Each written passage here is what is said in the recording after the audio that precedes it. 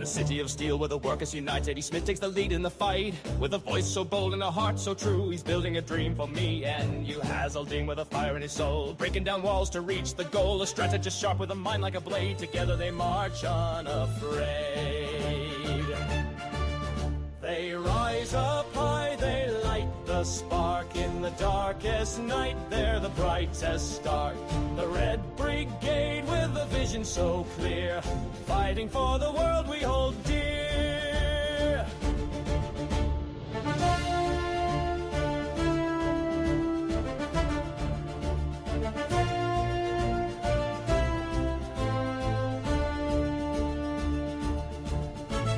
Jackson Hinkle stands tall with his might, shaking the system and bringing the light. With passion unyielding and a voice that's loud, he's rallying hope in every. Carlos Garrido, the thinker so wise, a philosopher's gaze in the worker's eyes. He maps the road to a future that's just. In his steady hand we place our trust. And Noah the carpenter builds with his hands a future of freedom across all the lands. From the hammer's ring to the rising cheer, they're shaping a world without fear.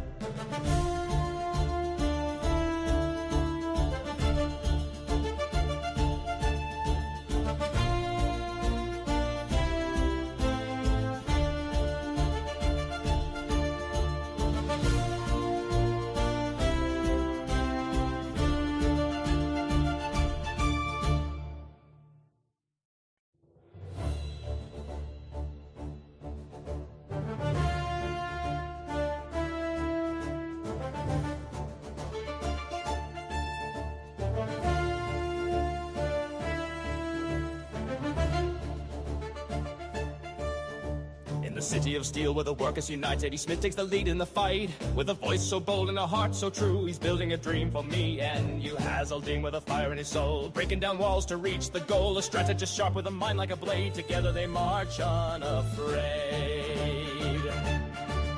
They rise up high, they light the spark. In the darkest night, they're the brightest star. The Red Brigade with a vision so clear, fighting for the world we hold dear.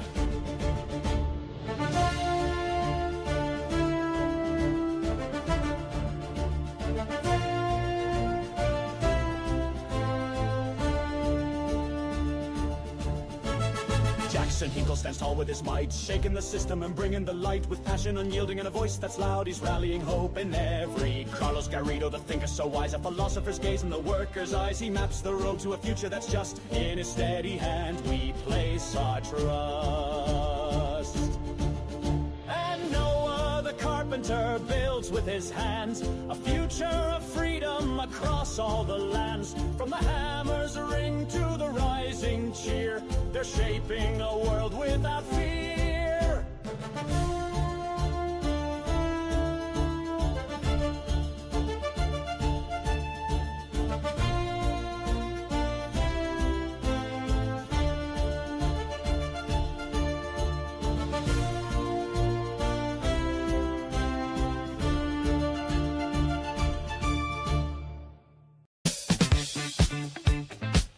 Oh yeah. Oh.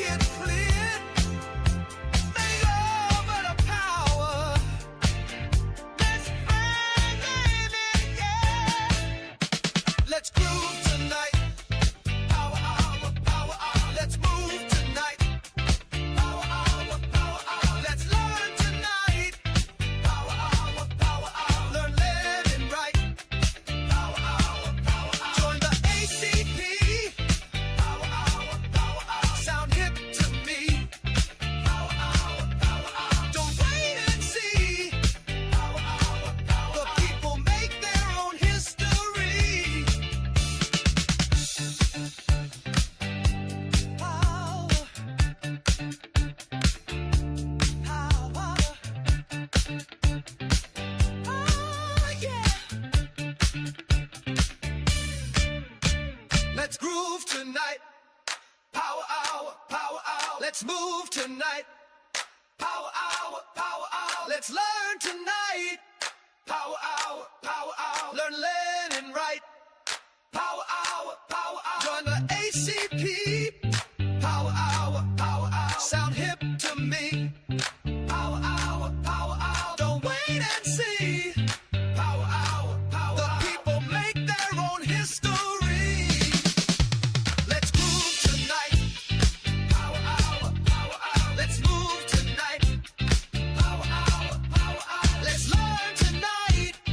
Power hour, power hour. Learn Lenin right. Power hour, power hour. Join the ACP. Power hour, power hour. Sound hip to me. Power hour, power hour. Don't wait and see. Power hour, power hour. The people make their own history.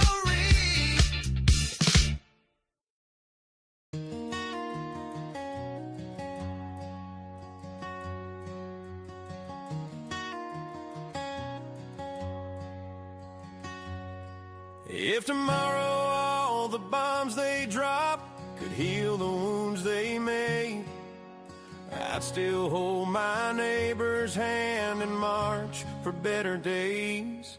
But I can't ignore the shadows of the flags that wave so high. And prophets fuel the engines and the truth's a whispered lie. And I'm asking, God help the USA, where the workers' dreams are sold away. For the land I love, I'll stand and fight, but not for greed, not for might. From the factories to the fields of grain, let the people rise and break these chains. God help the USA.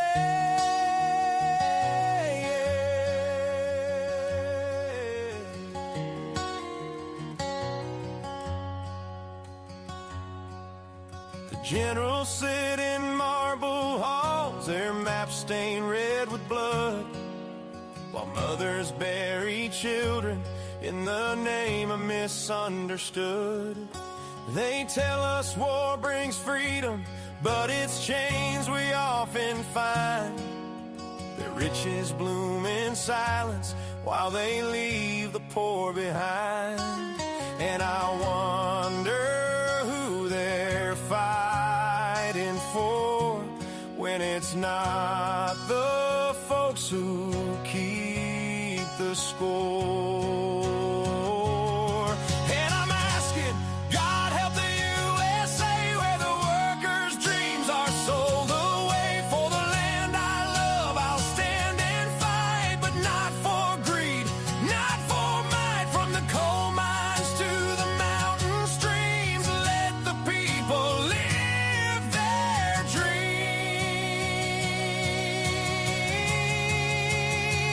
God help the USA.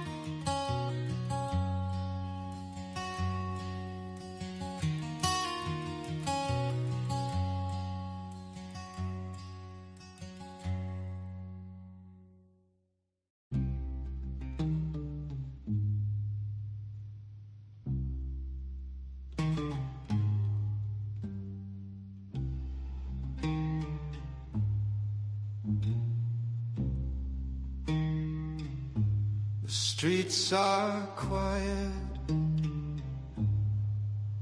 too quiet, they say. Shadows lengthen to veer the day. Windows boarded, whispers grow.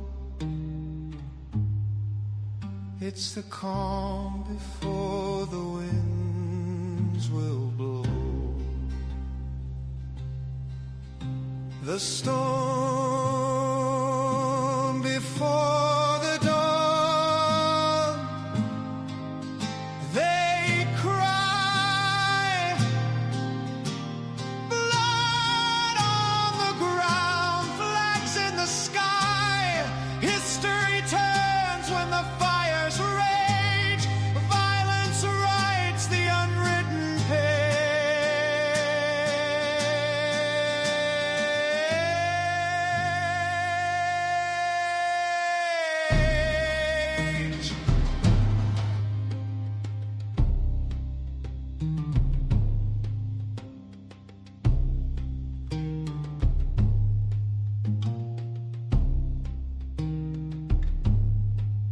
A mother weeps where her boy once stood. The soil drinks deep of his youth. His blood fists are clenched and hearts beat loud. Revolution brews beneath the shroud. How many nights can the silence hold before the heat cracks the frozen cold?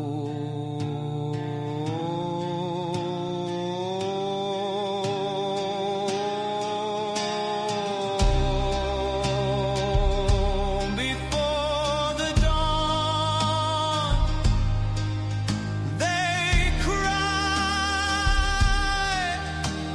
blood on the ground, flags in the sky. History turns when the fires rage. Violence writes the unwritten page.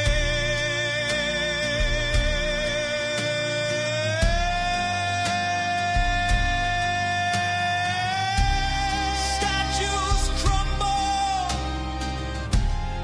dust to stone. Empires fall, but the seeds are sown. The wheel of change is a brutal thing.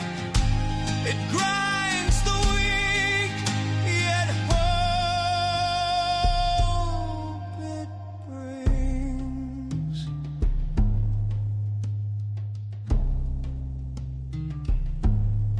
Baby,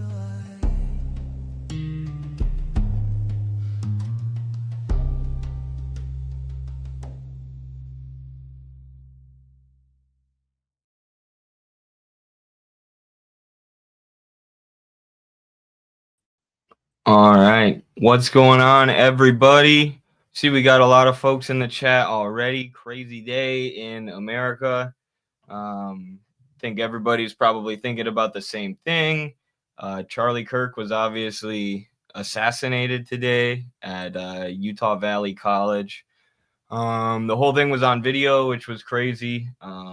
Many different reactions to it. You have people on the left celebrating, you have people on the right making Charlie into a martyr, and then you have us, the communists, trying to give a systematic analysis of what's going on and analyze the historical, political, and economic conditions that are allowing for such an, or that are driving rather, such an uptick in political violence, whether it be Luigi Mangione or Charlie Kirk, or even January 6th, I would say, is when I first noticed that America was in a really bad spot, that America was in, that we're in a a true death spiral for the American empire.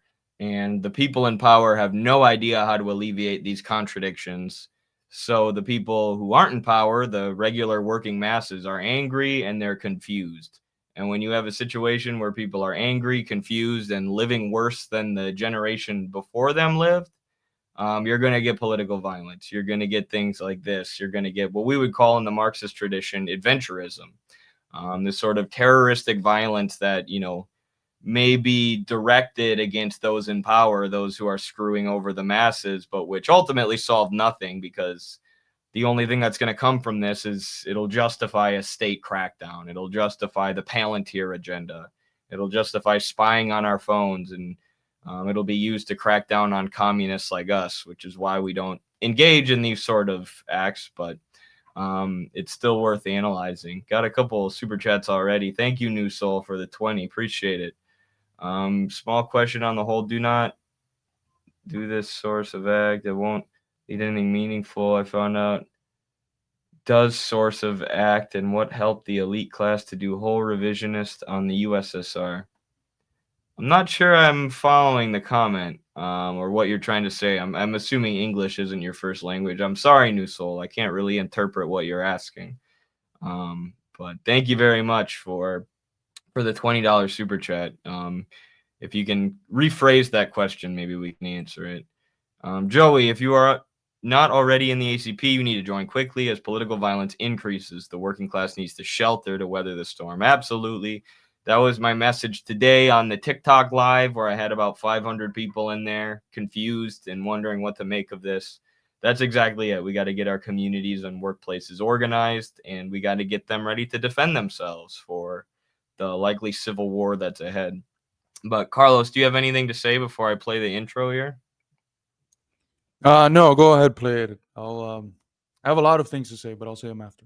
Yeah, I'm sure we both do. All right, we'll be back in 2 minutes and 18 seconds. High Sheriff Hazard is a hard man to be. High Sheriff is his only plan. He digs through pockets, takes what he can, for he's High Sheriff Hazard. He caught me one evening, and here's what he said: "You look like a Russian, you look like a red, and if you're fond of your skin and your head, beware the High Sheriff of Hazard."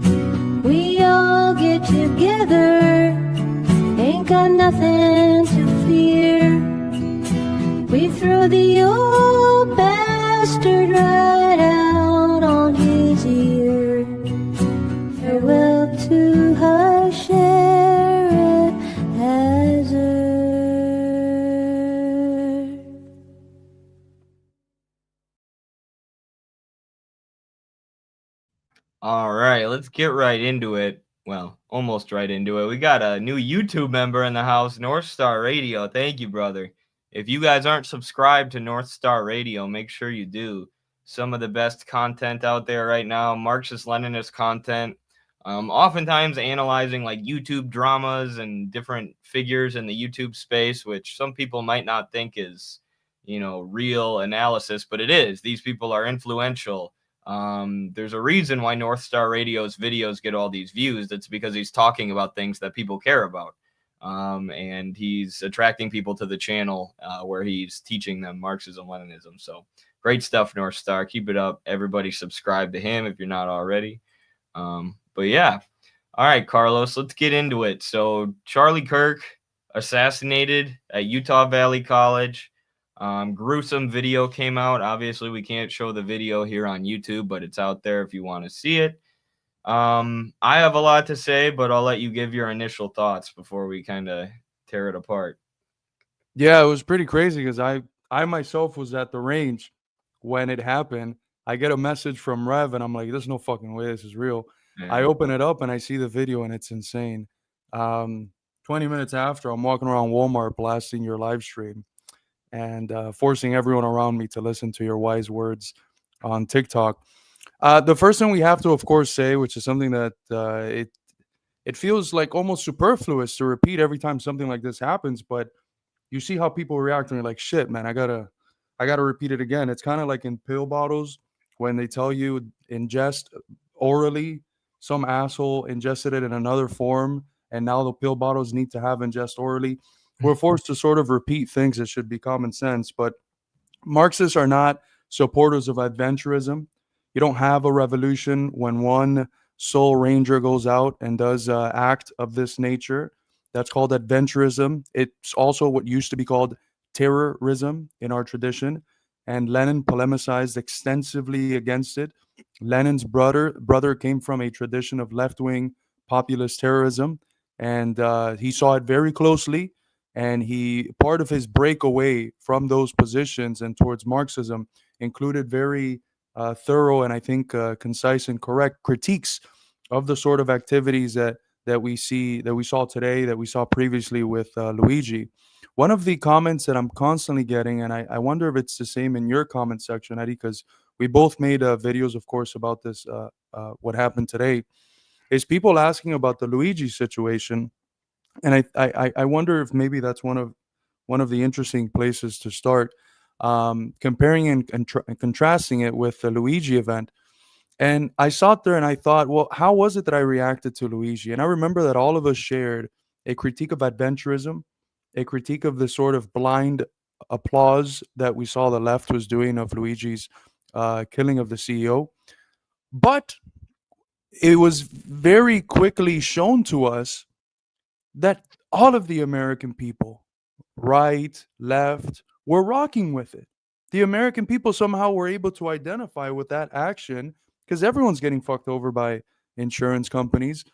And it ended up being this event that, although the event itself we would criticize because it's adventurism, the consequences were so positive in the sense of bringing working class people that are artificially attempted to be divided by the political ruling class of elites in accordance with this bullshit secondary culture war stuff. It brought them together, and people were commenting on Ben Shapiro's videos about how he's a hack who just wants to be a contrarian to the left. And they basically called him out as being a stooge of the ruling class because of his reaction to the Luigi stuff. So when I look at what's happening now with this unaliving of Charlie Kirk, it's the complete opposite. It's just polarizing working people even more, because Charlie Kirk is not necessarily seen as a spokesperson of the elite, which he was. He's seen as primarily a conservative commentator, someone who defended conservative and traditional social values.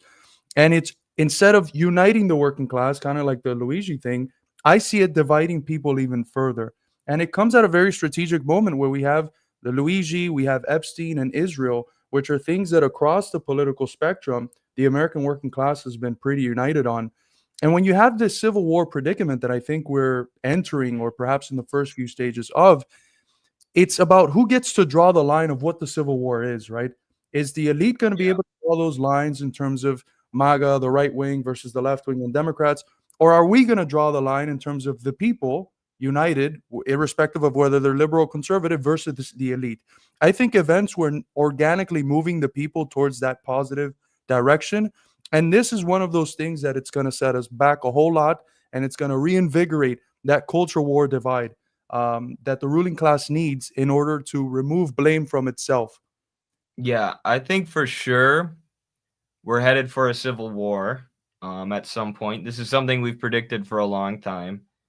And anytime you have a lot of economic turmoil and political polarization, and a civil war or a revolutionary war is on the horizon, you also see upticks in individual acts of violence. You see, like before the Civil War, there was Nat Turner's Rebellion, there was John Brown, there were all these acts of violence that ultimately culminated in a civil war. Now, this one's a little bit more blind, right? It's not like a slave uprising. It's not like Carlos said, someone taking out a health insurance CEO. It's a little bit different than that. Ultimately, it was someone who was a spokesperson for Zionism and for corporate America, and who was put in that position by corporate America. But like you said, the reaction to this is a little bit different. But still, the uptick that we're seeing in political violence is a result of the conditions. It's a result of the economy. It's a result of the failure of the political system that has people so angry but so confused. Like, I saw these right-wingers saying today, like, what's the plan? We know that something needs to change. Let's all meet up. I'm ready. And it's like, motherfucker, and do what? And do what, right-winger? And if you're a right-winger, listen to this. What the fuck are you actually going to do? You guys have no plan of action. Your god, Trump, is in power right now, and the country's still going to shit. So what the hell do you mean you're going to meet up? What are you going to do, start a race war? Yeah, that'll decrease political violence. That'll fix America's socioeconomic problems. You're just a bunch of blowhard wannabe revolutionaries who are too cucked by the media to learn what communism is and become a real revolutionary. So to all the right-wingers who are, saying they want a revolution because of this, a revolution against what, you dumbasses? Trump's in power. Your guy's in power, and the country's still going to shit. And there's still all this political violence. So that annoys me. Very few people, most people are just emotionally reacting like that. They're not actually thinking about what this says about the state of our country or the polarization or the future. Because, believe me, this is not going to be the last act of political violence. This is only going to inflame things, especially looking at how angry people are on Twitter, especially the dumbest, most Zionist sections of Trump's base are all riled up right now. So sorry, I got heated there because that is like my least favorite thing to see right now, or the dumbest thing to see for me. I guess it's good that people want to revolt. But it's like, you have no concrete plan of action on the right. You have nothing that you actually want to change. We have our whole program on our website with 16 points that would transform this country for the better. Your program is just to start a race war, yell at immigrants harder, deport them as if that'll stop the big banks from debt trapping us and Wall Street from monopolizing all of our industry and outsourcing it to Indonesia. It's just that it's blind rage. But my point being, there's all this blind rage and confusion, which is going to create these confused acts of political violence, as if shooting Charlie Kirk in the neck is going to give people health care and end the wars and things like that. So rather than do the hard work of organizing and getting out in the streets and unionizing your workplace, people are, committing these acts of adventurism, similar to Russia. Like Lenin's brother was in the late 1800s when he died or was executed for trying to assassinate the Tsar.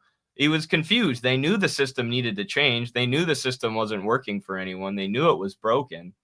And they, took that out on people with blind violence that, ultimately would have solved nothing, even if they were successful in killing the Tsar. So if you look at like pre-revolutionary times, in history, like that's where we're at right now in America with all this blind violence, and it's a result of the confusion.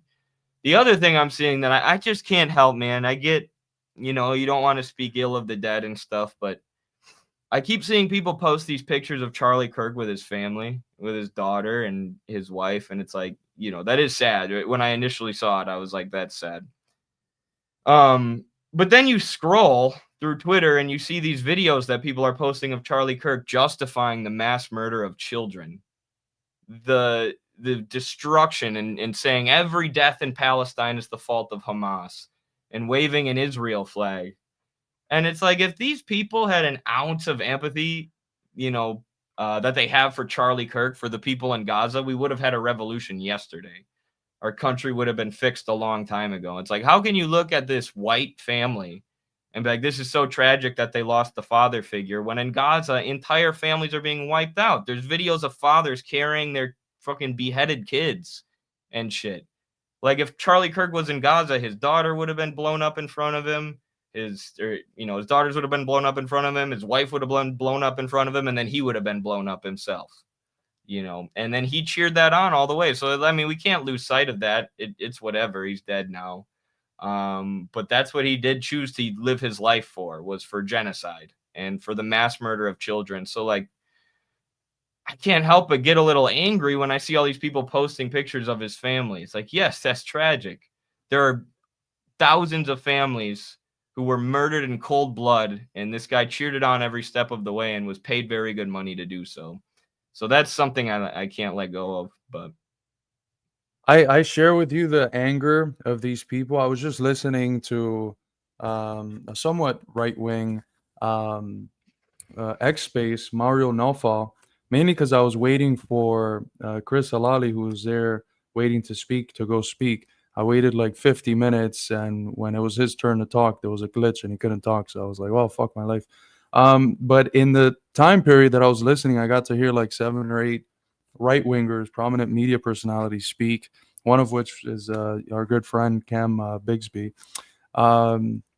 Big fan of doing things on national television, that guy. Bigsby, by the way. I like Cam Bigsby, though. But anyways, you hear these people talk, and I want to make 2 points. It's the idea that you brought up, that they're like these victims that are like oppressed and they have to wage a revolution. If you listen to them speak and you changed some of the variables, it's the same discourse as the leftists. It's the same discourse as the liberals. And this is an idea that I've been trying to refine for quite a while. But something happened at some point to American politics, that every political line has to present itself as a victim that is struggling for power. Even if Trump is in power, even if their guy won, somehow they're still the fucking victim, right? And it was the same thing with the liberals. Even when Biden was in power, somehow they're still the victims. They're not the ones that are the hegemonic ones. They're the ones that are counter-hegemonic and fighting against the system. So there's been something that has happened to American politics where quite literally every single political position has to legitimize itself through taking the form of counter-hegemony, through presenting itself as being oppositional to the status quo. No one is able to open up and say, I am the status quo. And that says something about what's going on in society and what's going on in regular people's minds. No one likes the status quo. Everyone hates the establishment. Everyone hates the status quo. And therefore, every single form of politics, right, left, liberal, leftist, rightist, it doesn't matter. Every form of politics has to take this form of being against the status quo. And I listen to these fucking people, and they sound like the biggest pussies. Excuse my French, but they sound like the biggest pussies. Cam Bigsby, whatever the fuck his name is, he goes on and he's like, I go on college campuses and they push me and they scream at me and they spit on me. And just shut the fuck up, all right? Stop being a pussy, all right? Stop being a pussy. They sound like these great victims, and they're talking about like the violence of the left and how violent the left is. Well, that's not the left. The thing you're talking about is just the establishment, and the establishment is on the same side that you're in. The other thing that I wanted to mention is you have these like 8 quacks, going through, breaking their brains to figure out how can something like this happen. Some people say, well, it's the liberal Democrats who've been promoting violence since Obama. A guy that worked for RFK came in and said, it's actually the poison in the vaccines and the food. And some other guy said it's social media. They point at these million different particular things. And that's the real test of the difference between the Marxist and anyone else, whether they're liberal or conservatives, will never say it's guns or it's mental health or it's no, it's the system.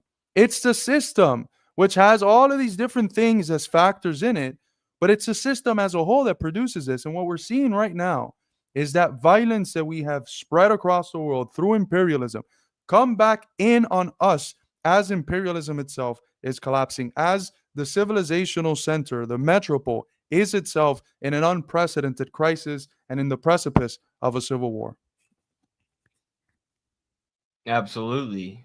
And there's going to be a lot of fallout from this event. I don't know. It just remains to be seen. Like, that's the one thing I'm questioning, is where the dividing line's going to be drawn in the Civil War. I think it'll probably be sparked by like Republicans versus Democrats. I started to think that, I first started to think we were headed for a civil war with January 6th, and I'll explain why. Because first of all, it just looked like a coup. It looked like the coup that the U.S. fomented in Chile. You had all these people storming the Capitol, around the Capitol, and, there were psyop elements there. There were like people guiding them into the Capitol. And, there was a lot going on there, but still, people were literally willing to occupy their own government buildings in order to demand change. And that made me see people are really ready for a revolution, even if they're politically confused, and don't know how to, don't have any theory or plan to guide their anger and guide their sort of revolutionary spirit. And also, you had all these CIA people there. You had like the Falun Gong was there, these CIA-backed right-wingers in China.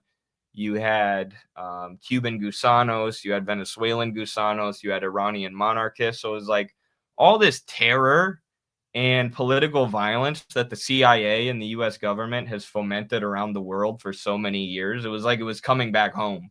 And you see like literal CIA-backed groups that they gave money and guns to overthrow other countries' governments were now outside our Capitol building. And it was like, not saying it's good or bad. I'm just saying this is where we're at. We're at a point where the government and the media have so little legitimacy that the people are ready to go seize power themselves. They just don't really know how. So that was one thing. What was the other thing I was going to say that showed us, that made me realize we're ready, or that we're headed for a civil war? I don't know. There's been all sorts of acts of political violence. Dang it, I can't remember where I was going with that all of a sudden. But, my point being that the empire has sowed destruction and political violence all around the world. And one of the reasons I always say a 5-year-old in Gaza is more mature than a 30-year-old in America is because look at all the Americans melting down about one major act of political violence, which is, traumatizing if you were there and you saw it or whatever, if you've never seen anything like that. But America's not psychologically ready to experience a fucking fraction of the devastation and mass murder and trauma that we've sown all around the world, that we've sown in Gaza and in Indonesia and in El Salvador and everywhere else. And now the chickens are coming home to roost. We had this mask of liberal democracy for so long, where we pretended that politics was all about going to the voting booth and being politically correct and having respectful debates. And now Americans are seeing the truth that politics is actually about war. Politics is actually just a battle for control of the state that's waged on, many different battlegrounds, and the ballot box, certainly not being a major one.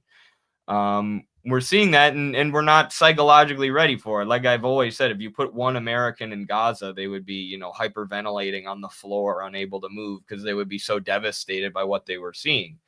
And we live in an empire that's in decay. 80% of people are living to paycheck to paycheck. They're furious about it. They're drowning in debt. We all owe debt to the richest people in society who have us in chains. People are confused about how to express that, and the people in power have no idea of how to fix it. They can't fix it because they're controlled by Wall Street and by these big corporations and banks who are causing the problem.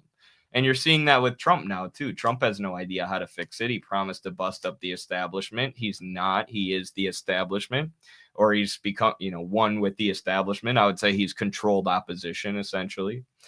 As 80% of us live paycheck to paycheck, all our resources are going to Israel and Ukraine. And that's not going to change. So what's going to happen? There's going to be more violence. There's going to be more blind rage. And the only thing that can solve it is getting people educated enough that they understand shooting Charlie Kirk isn't going to change this. Overthrowing the system will. Working class political power will. Having a party that actually represents the working masses. Everything else is just side effects of class struggle, really. And people hear the word civil war, or the suggestion that we're on track to a civil war or in the beginning moments of it, and they think back to 1864, 1865, and they're like, there's no way we're going to have America split up, the North, the Confederacy, and that's not necessarily what civil war has to look like. And it doesn't look like that always at the beginning. Okay, civil war starts by the complete delegitimizing of the ruling institutions of society. When the ruling institutions of society are no longer accepted and acquiesced to by the mass of people, you begin to enter a condition of civil war, because society begins to dissolve itself from inside. Civil war is one of the ultimate forms, one of the ultimate manifestations of crisis. And we know as good Marxists that in capitalism, crises are cyclical, and some of them are so profound that it leads to these moments of civil war, and that civil war forces you to decide. Are you going to have the complete collapse of society at large, which is one of the options that's presented in the manifesto for what can happen when the contradictions heighten enough, or are you going to have a revolution? And I think that that's the predicament that we've been heading at for quite a while, this complete rupture of American society into two. And I think that, the name of the game is drawing the line of what the sides even are. Because right now, the elite knows it's coming. And what they're trying to do is paint the sides in the political game of Democrats versus Republican. And they're going to have all their pundits continue to paint it in those terms. And we're going to see more events like this one that are even going to intensify the legitimacy of seeing the split in those terms. And maybe the split initially will be in those terms. But as Marxists, we see something that's much deeper. We see the sort of tectonic shifts that are leading at the ground level to what is happening at the surface. And the real basis of the crisis is the system itself. It's capitalism. It's its rupture in society, where some people continue to accumulate endlessly. Those people continue to make profits parasitically, money from money itself, usury, it's what's been called in every major religion except for Buddhism, which accepted it. We have one part of society, a very small part, getting extremely rich, while everyone else is more impoverished than ever, less life prospects than previous generations, indebted to the neck, like we've never seen before. And there's no mechanism in place for, erasing the debt like there were in Mesopotamian civilizations, where there were, cyclical debt jubilees. What happened in Greece when everyone fell into debt? They would just become slaves. That's basically where we're at right now. And those are predicaments where your civilization either completely collapses and balkanizes, and you have, as Haza said it many times, this sort of warlord era that reigns, or you have a revolution and you move society forward and you establish a new unity. And that's what the American Communist Party is fighting for. That's why we can't be more serious and less hyperbolic in our tone when we say, join the party. Join the party. Like, I don't want to get all biblical and stuff, but we have a wave coming. The storm is coming. And if you do not play your part in building the ship and getting on it in time, buddy, you're going to drown. You're going to drown. And if enough of us don't try to build that ship, none of us are going to survive on the other side of it. So it's an imperative if you care about America, if you care about the American working class, if you care about humanity, to play your part in fighting against this wretched system that's leading us to a very, very ugly predicament.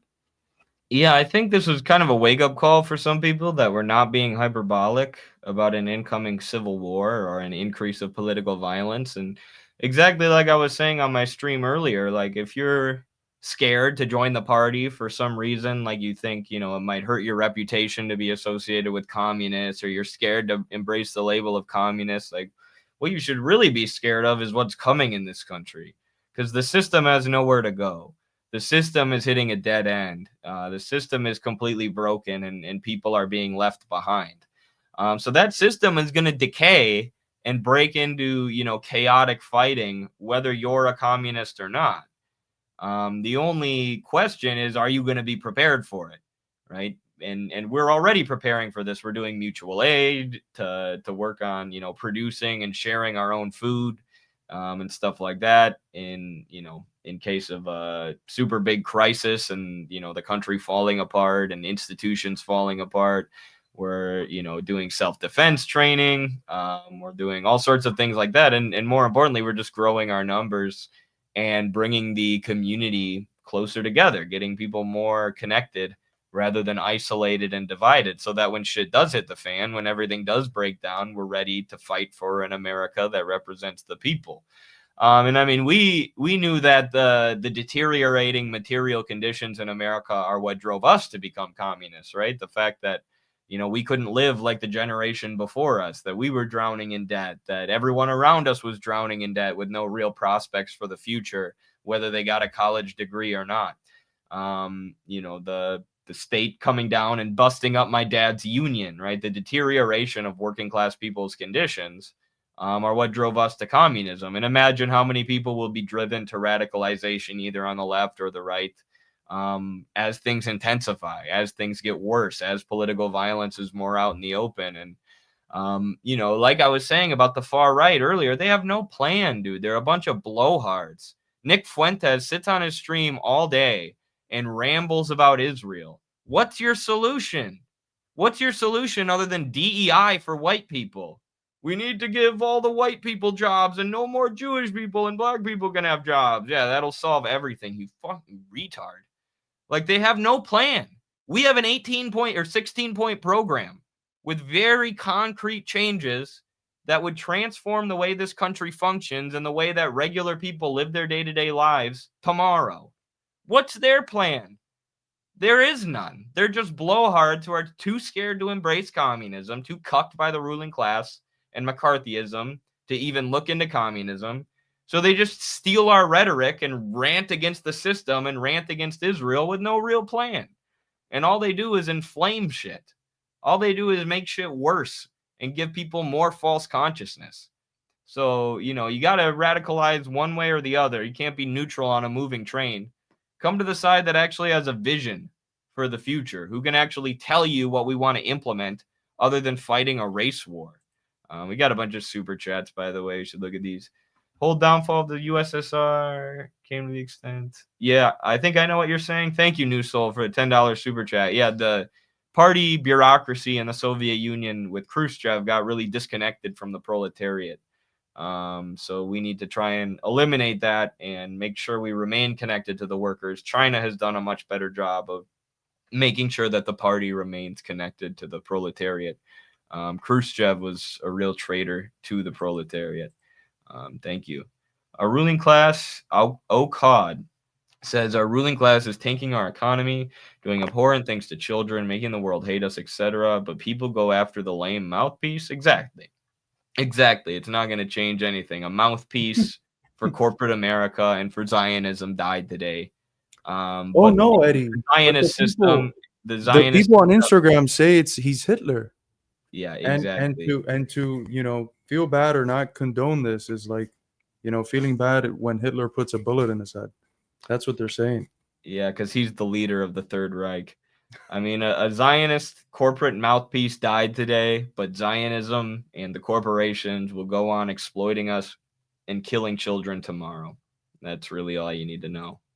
Thank you, Johnny, for the 10 gifted memberships. Appreciate you. That's huge, brother. Thank you very much. That's a super generous gift. Johnny himself is also a member. So shout out to whoever gets those memberships. Hope you enjoy the perks that come with them. Kenny has been a member for 3 months. Thank you, Kenny. Appreciate your continued support, brother. Not even that. I know some people with degrees who can't find jobs to cover their debt. Absolutely. Dude, that's like all my graduating class. It's like that's us. That's me and Carlos. Like that's everybody. Not, I mean, we can't find jobs because we're communists who rail against Zionism on the internet all day. But still, yeah, that's almost all of my friends, actually. Either they struggle to find jobs or they're in these corporate jobs where they're like telling me, dude, everything you said about the system. My friend who works at a bank is always like, dude, everything you told me about the banking system is true. We literally make money out of nothing. I do nothing all day. It's pretty funny. But Marco, thank you, Marco, for the $5 super chat. Appreciate your support, brother. Capitalism is in crisis. The ruling class is getting ready to set up martial law across American cities. This event will be used as a catalyst. Absolutely. I saw some people saying earlier, like, well, the Palantir agenda is going forward anyways, but there need to be these events that allow them to sort of make qualitative shifts in how they surveil us. And the perfect example is 9/11 and the Patriot Act. Right? They needed some event to justify such an incredible government overreach and the implementation of such a large surveillance state that the Patriot Act created. And 9/11 was the catalyst for that. This event, or, a series of events, they could use this and tie this to Luigi and tie this to any the attacks against Democratic legislators that happened earlier this year. The attacks against Nancy Pelosi's husband. Who knows what the hell was actually going on there when he got hit with a hammer. But either way, they could use all of this and use people's anger and rage as justification to implement the Palantir agenda. They absolutely could. Even if it's not successful, they are going to go ahead with the Palantir agenda regardless. But even if their talking points to justify it aren't successful, they're still going to try because they need some kind of popular support in order to justify these sort of qualitative shifts in policy. So this is going to be one of the justifications that they give, even if it's not that powerful. For some people, it will be, because death is, a big dramatic thing, and people are emotional right now.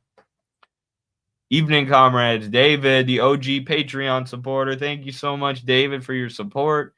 Also saw David on the RBN stream the other day, so I also love his tweets. So thank you, David, for your support and friendship. Joe Paradise. Haven't seen Joe in a while. What's up, buddy? Meanwhile, Twitlibs are justifying the Kirk murder because he's actively harming people as if he's a public official or something. I mean, the other thing is, this almost makes me laugh. It's so dumb it makes me laugh. There are these liberals who also support genocide, right? Who aren't mad at Charlie Kirk because he supports genocide or supported genocide. They're mad at him because he was against gun control, he was against gun control. And they're saying he deserved to die because he supported the Second Amendment.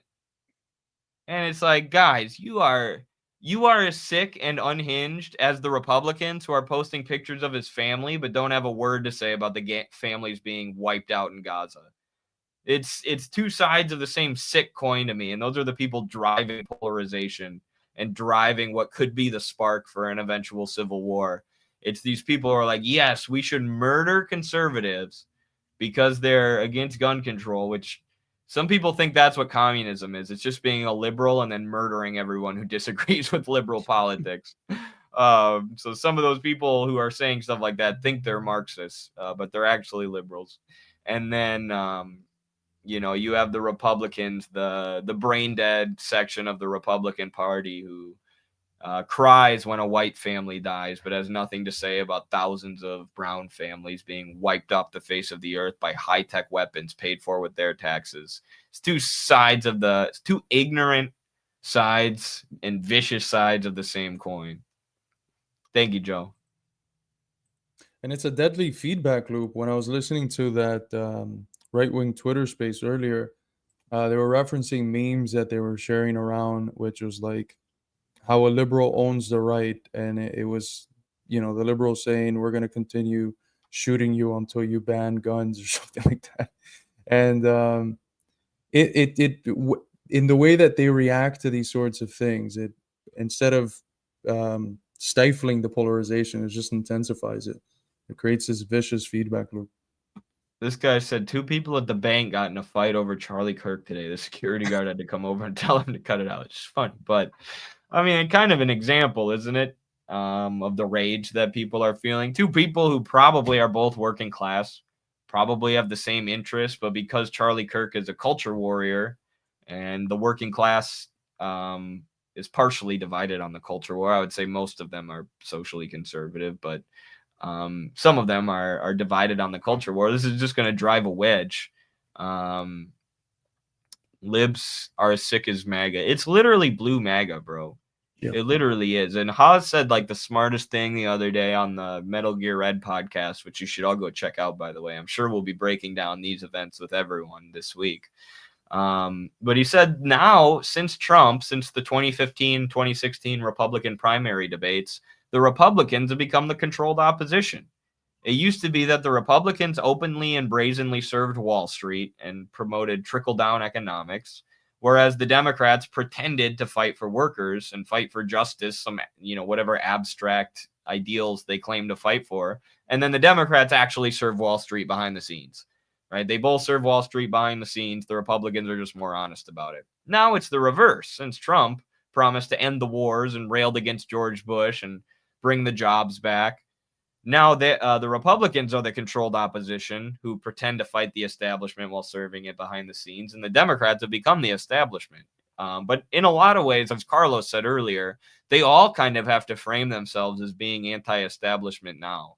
Everybody knows the establishment is so bad. They both have to promise change. I mean, that was literally Obama's slogan, was change. They know that's what people want, so they both posture as anti-establishment when they control the establishment. Like, I'm tired of listening to AOC talk about, fighting for the people. Like, who are you fighting? Nancy Pelosi's your bestie. I think it was actually our residential chimney who made that comment in the nice. podcast. It was Comrade Kyle. But yeah, absolutely. I think it's clear that since 2016 or 2020, that became the compatible form of dissidence. I wrote this article when I forget what the magazine is called, but it's like Dissident magazine that publishes people on the right and the left. They published an article by Alan Dershowitz, and I think it was like 2 years ago in 2023, right after October 7.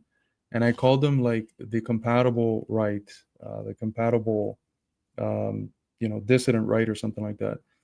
And I think MAGA is like the most cutting edge form we've had in the modern world of a movement that presents itself as counter-hegemonic, as dissident, that wins popular support on that basis, but that more establishment and substance it couldn't be. Yes. Thank you, Popers, for the one membership. Long-time supporter, long-time member. Appreciate all the gifted memberships going out today. Great to see. What do you think? What do you think of the theory that maybe Charlie Kirk was splitting from Israel? Have you seen that rumor flying around? Harrison from InfoWars, who's talked to our friend Rathbone once, he was saying that this was a month ago that he tweeted this. Charlie Kirk said that if he turned or split with Israel, they would try to kill him. He apparently said that, according to this InfoWars guy.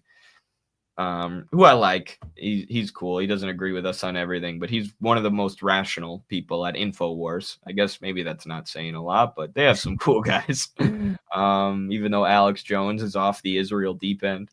But what do you think of that theory? Because I don't buy it so much, because it didn't really look like he was splitting with Israel.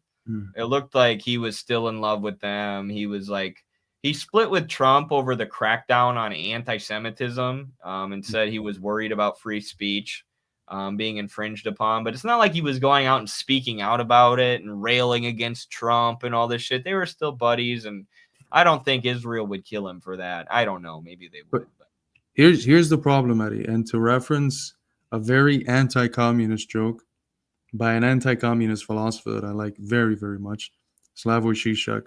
He has this joke about the Soviet Union There's this one guy that gets up in the middle of a meeting with Stalin speaking. He criticizes Stalin. And then there's this other guy that gets up and says, "Are you stupid? Don't you know we can't criticize Stalin?" And Zizek's joke is that the guy that dies first, the guy that gets killed first, is the second guy. The guy that says explicitly the law that you're not supposed to say in public. And there was something very interesting that happened to Charlie Kirk after Epstein. He was saying almost explicitly that Epstein was a Mossad operation. And then within a few days to a week, he basically implied in a podcast that he got the phone call to shut the fuck up. And he said, look, from now on, I'm just going to listen to my friends in the government. Yep. That's the second guy that said, "You stupid, don't you know you can't stand up and criticize Stalin?" That guy is more dangerous to the system than the first guy. And Charlie, in the example that Zizek provides, that's what Charlie did. He basically said, I kind of stepped out of line, and then they gave me that phone call. They told me, you can't fucking do that. That's true. Does everyone get what he's saying? He's saying that actually exposes the system because it showed everybody, gave everyone a super viral example of how Trump keeps these conservative grifters in line and uses them, or how corporations and the rich in general and wealthy politicians use these grifters as mouthpieces, right? And he stepped out of line. He told people publicly that, yeah, Trump called me when I criticized Israel, when I criticized Zionism, and now I'm going to stop criticizing Zionism, which shows how cucked Trump is to Zionism. So that is actually a reason that maybe they would have wanted to shut him up. I don't know. There's, way too many questions up in the air to speculate with any kind of certainty. But when these things happen, you always have to consider all options. Like some people were saying, this guy's on our side. They were just saying, it's sides, it's left versus right. It's like this guy could have been like the dude who tried to shoot Trump, who was like a Ukraine proxy war fanatic. He was like an MSNBC liberal who hated Trump because he was trying to create peace, or said he was going to create peace in Ukraine before not doing it. But so it's like, we don't even know who this guy is. What do you mean he's on your side? But so my point being, don't discount any options. We live in a country where they murdered the president in the 60s in the light of day and then covered it up poorly. So anything could happen. There could have been, and this does benefit the ruling class in a lot of ways. It benefits Trump. It benefits Zionism. They have a martyr now. And if it was a martyr who was maybe behind the scenes thinking about stepping out of line and, or someone who gave away the fact that he was controlled, maybe. So it's always worth it to consider all the options. There's been a lot of false flag events in this country's history. So, and I think I forget if it was you or someone else who mentioned it, but it also lends credence to the assassination attempt on Trump's life earlier last year, because there was still up for debate whether some sketchy stuff was going on in the background. I'm not adverse to putting the tinfoil hat every once in a while. But with this assassination, that it was actually successful, it's almost as if it retroactively lends legitimacy to the attempts on Trump's life. True. Oh, they say that Kirk was also on the Ukraine kill list. That's what I was trying to look up in the background. Vorets, is that what that's called? I don't see it. Maybe I'm spelling it wrong. Vorets kill list. I don't know if it's on the internet anymore. Tucker was on it. What was Charlie's position on Ukraine? Just the Trump position, I assume? Yeah. And Trump's position depends on what day of the week you ask him. Yeah. Right. They claim they're going to end the war. They claim to be against the war until Trump actually had to end it. And then he's like, well, actually, I'm a puppet of NATO. So sorry, guys. Did Kirk support Ukraine? I doubt it. I doubt it. He probably railed against corruption because Trump was going pretty hard against the Ukraine war for a long time. So Kirk criticized Ukraine, but that's a low bar, yeah. But point being, you never know who did this act. It was obviously someone who was confused and not actually sure about how to change the system. So who knows what was motivating them. I just wish people would be more careful. Like, if you read any of our rhetoric, it's still going pretty viral, but we're not like inciting anything or drawing sides. We're trying to make as sober analysis as possible. And like, yeah, if you ask me my personal feelings, like, it was a disturbing video. I do feel bad for his family, but I mean, it's a guy who supported genocide. It's a guy who supported the mass murder of babies and children. And I work with children, and I just have no respect for that, So that's my personal feelings, but it's like, that's kind of irrelevant, right? Your personal feelings don't matter. Where are we at historically in the trajectory of America? Sorry, go ahead. His kids and wife were there. Yeah, that's sick. That made me really sad when I heard that. And it's senseless too, like to take it's as senseless as it is to take fathers away from their children in Gaza or take children away from their family. It's senseless to take away someone who's not the one actually spearheading that. And even, we don't want violence. We want to transform the system. We never advocate for violence. The problem is when you try to transform the system, they try to kill you, right? So we need to be ready to defend ourselves. The system itself is decaying, so it could result in a violent civil war, and we need to be prepared for that, right? That's our position on violence. But we don't celebrate violence, and we avoid killing and death if it's at all possible. But the system does need to be transformed, and we're willing to defend ourselves as we fight for that. Jason, Republicans could have killed Kirk to blame the left, maybe the CIA. It's always a possibility. People need to read that book. What's the book? It's about all those like mass shooters and killers who were like CIA operatives or really close to the CIA.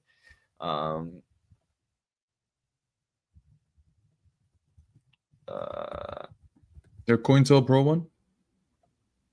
Yeah, it's our buddy Cruzy's favorite book. What is it? I can't remember. I'll have to ask him. But yeah, it's always an option, right? MK Ultra was a thing. If they would go that far, who knows what they would do. Ruling class is not beyond sacrificing its grunts. Exactly. And they don't see Charlie Kirk as anything more than a mouthpiece, as someone to be controlled and used for their own interests. I mean, and Charlie Kirk was aware that that was his role, as he proved when he said that Trump called me, so I stopped sharing my actual opinions on Israel. It's not like a Joe Rogan situation where he's actually so dense that he doesn't realize that his platform is being used as a government psyop. Like, he actually just thinks he's having, really chill conversations with Kash Patel, who's a nice guy. He's a nice guy. He came to my house for dinner. Who cares if he's funding a genocide? He came over and he was a really nice guy. I wish people could just sit down and have a beer together. Right? He's not like that. He knew what he was doing, which is, it's so sad to see how far Joe has fallen.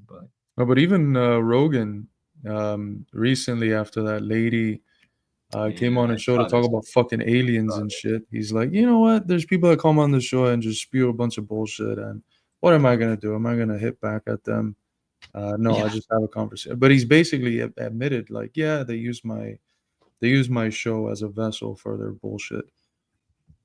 Yes, he was starting to figure out that he may be compromised live on air, and he's like, I just let the internet figure it out. I let them do it for me. It's like, I guess you also influenced your audience to change the election last year. So maybe you should think about how you're influencing them a little bit. But I mean, do you really want your audience to be like, Joe's so full of shit now, all he does is talk to CIA ghouls? Is that really what you want? Is that what you want your legacy to be? I don't know. But when does violent revolution become inevitable? When the violence becomes inevitable. Yeah. Right? We don't have to push America into a violent civil war. Capitalism is doing that on its own. We are just objective and understand the conditions and understand that, eventual, that when countries are in decay, when class struggle continues on, it culminates in these civil wars. It culminates in these violent clashes that transform the society internally forever. And that's what we're seeing now with the uptick in political violence, with the crisis of legitimacy that our government and our media are experiencing. Capitalism is decaying on its own, and it's going to break into violence on its own. We just need to be ready to fight on behalf of the working class and offer people a real solution, a real way out. And, ultimately, if America does devolve into a civil war, again, we're not trying to start a civil war, not trying to do anything illegal. But if it does devolve into a civil war and law and order and all of this breakdown, we need to make sure that we win straight up. Communists are like the guy that knows judo. We don't throw the punch. We just know a punch is coming, and when it comes, we know what to do with it so that we can move it in a direction that we consider to be convenient for the movement of world history. Absolutely. And that's something that we've always said, and people called it LARP in the past to say that America's headed for a civil war, but they're not calling it LARP anymore. I share this thesis with people that America's headed for a civil war, and they agree. Even older people, even boomers, conservative boomers are like, yes, I've never seen anything like this in my life. I've never seen America like this. A lot more than the leftists. The leftists are so black-pilled, and because they don't actually take revolutionary struggle serious, they don't actually think things could change. Regular people are just feeling it through and catching the vibes of what the fuck is going on, and they're like, yeah, we're heading towards somewhere unprecedented in our lifetimes. And people who don't want that too. Like, I was talking to my mother the other day, and she is the last person who wants America to decay. She's always been worried about that when I've told her about it.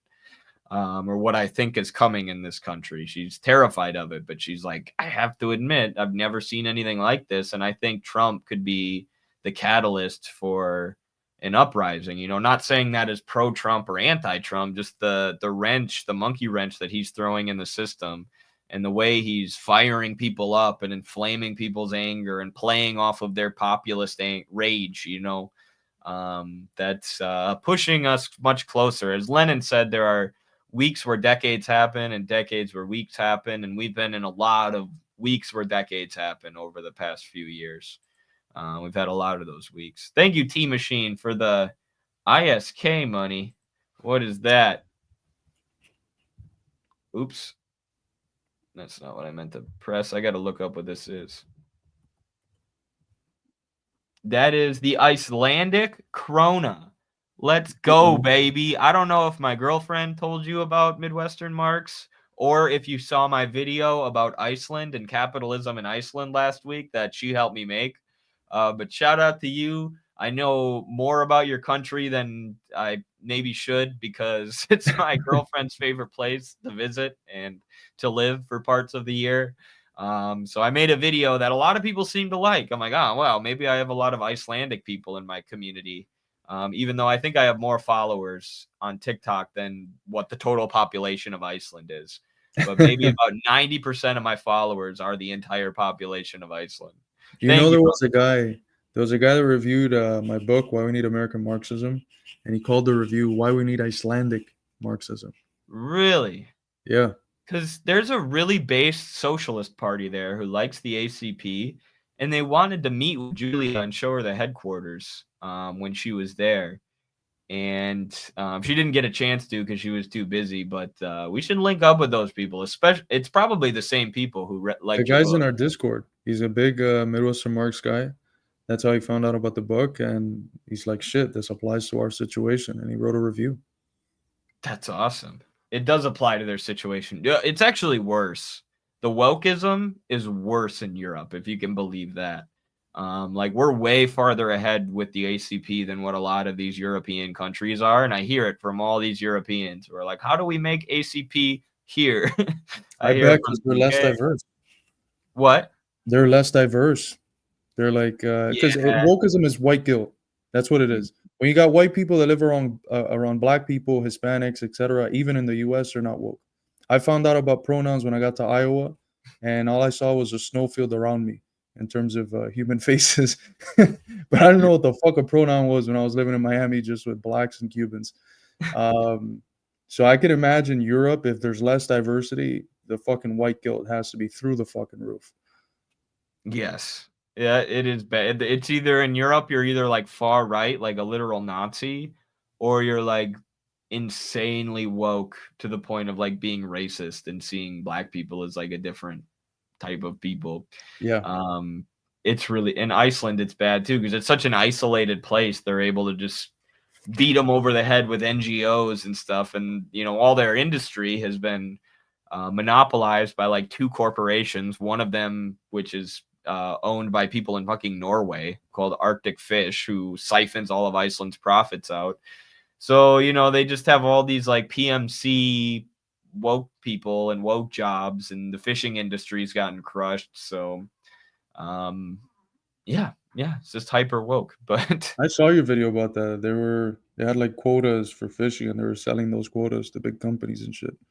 yes, yeah, they implemented a quota system in the 80s, and then those quotas were commodified, bought and sold. So the local fishermen would get a certain amount of quotas per year, and they were all drowning in debt already, so they just sold their quotas to big corporations and moved out or did whatever. And it really destroyed the local economy of Iceland, in the West Fjords and in the North. But we got a bunch of super chats here. Red Maze, our favorite moderator, with the $20. Thank you, Red Maze. Or Salute Engels. to you, brother. To be honest, I feel indifferent. That's a good way to feel. Be objective. No reason to get all emotional about something like this. Nobody in the U.S. talked about Bolivian people killed by the U.S.-funded coup. Exactly how I feel, brother. Exactly. U.S.-backed Peruvian coup or attacks on Traore. What's going on in Nepal? Yep. Comrades, it just popped up on my newsfeed. Yeah, we can talk about that a little bit too. But you're absolutely right. All this violence and destruction that the U.S. has been fomenting around the world while talking about democracy and saying we're the liberal democracy with freedom and stuff. Like, it's almost like with Israel getting hit by Iran. It's like the party's over. Like, you've been fomenting death and destruction and trying to create this liberal, you know, happy, perfect, no violent life domestically, and it's not working anymore. The violence that you fomented around the world is coming home to roost. But anyways, in Nepal, the three leading parties in Nepal are a Maoist party, a Marxist-Leninist party, and a Democratic Socialist party. I believe the Maoist party was in power, and then there was a coalition between the Marxist-Leninist party and the Democratic Socialists, and they were in power. But there's been years of like George Soros money dumped into Nepal, especially the universities and the upper middle class people. And what they're trying to do is foment a color revolution against, you know, just corruption in general. And if they were to oust the government, the country would go completely neoliberal.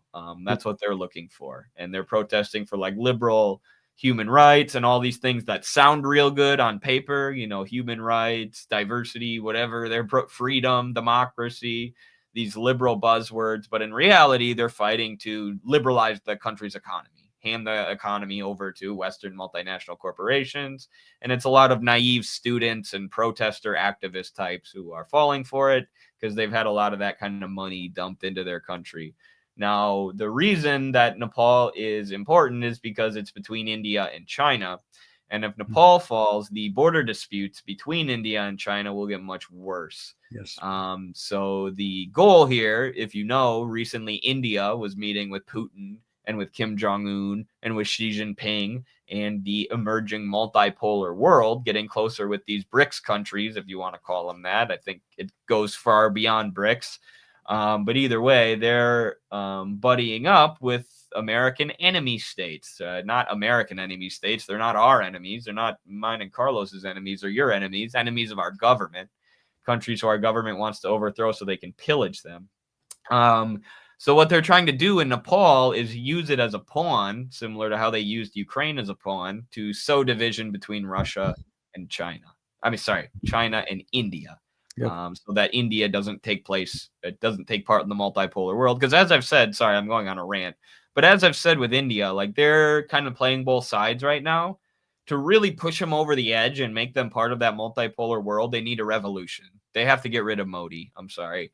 This Hindutva ideology is completely reactionary. They'll always kiss, NATO and the US's ass so long as those guys are in power.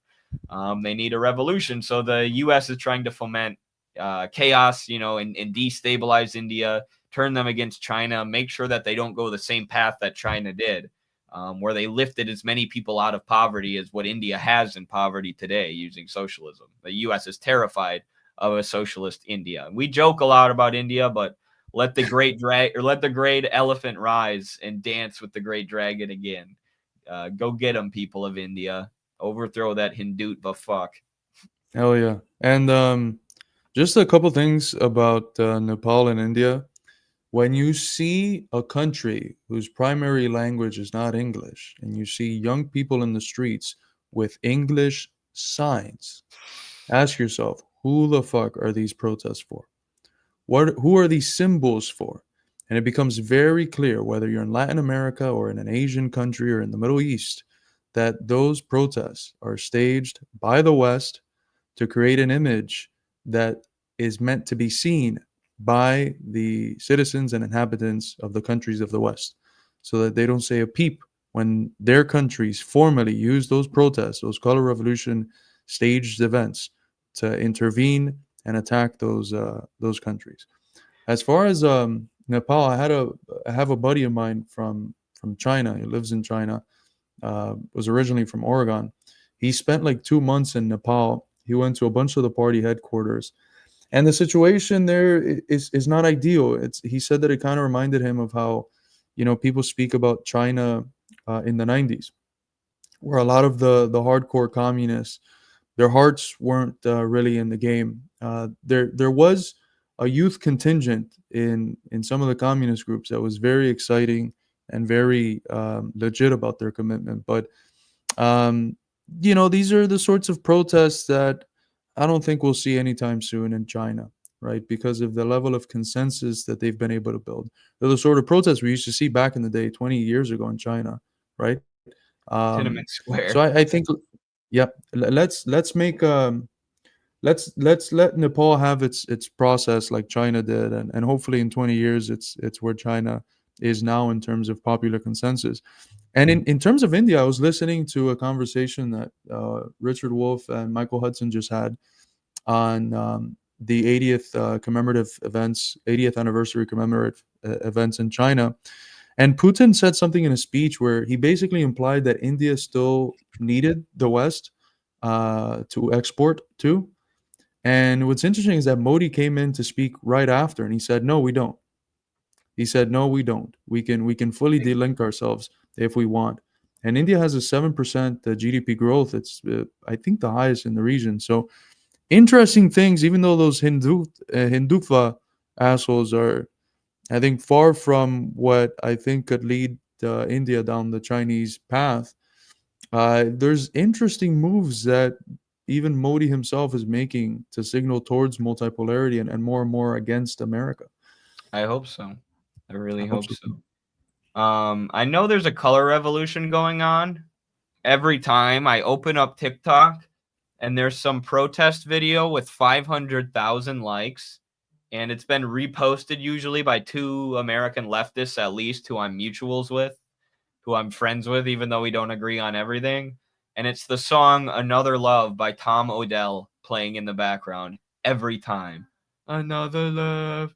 And they're all protesting, and there's always a video of someone crying, and there's never any message. There's never like, here's what we want to change, here's what's going on. It's just like, we're fighting the bad, we're fighting the government and the corruption, and we have no plan for what we actually want to implement, but we're fighting. And the TikTokers and the youth of America go, yes, and the bots that are artificially boosting it say yes. How shitty is that when like a song that slaps is either made by a dickhead or used for like imperialist propaganda or something?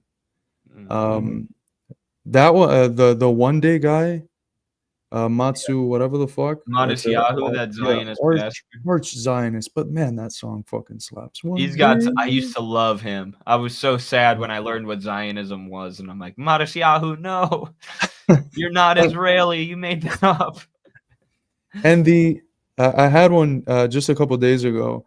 I'm big into outlaw country now, and I listened to this one by Merle Haggard called "Fight Inside of Me," and I was like, this is the equivalent of Eddie's Toby Keith song that he hates.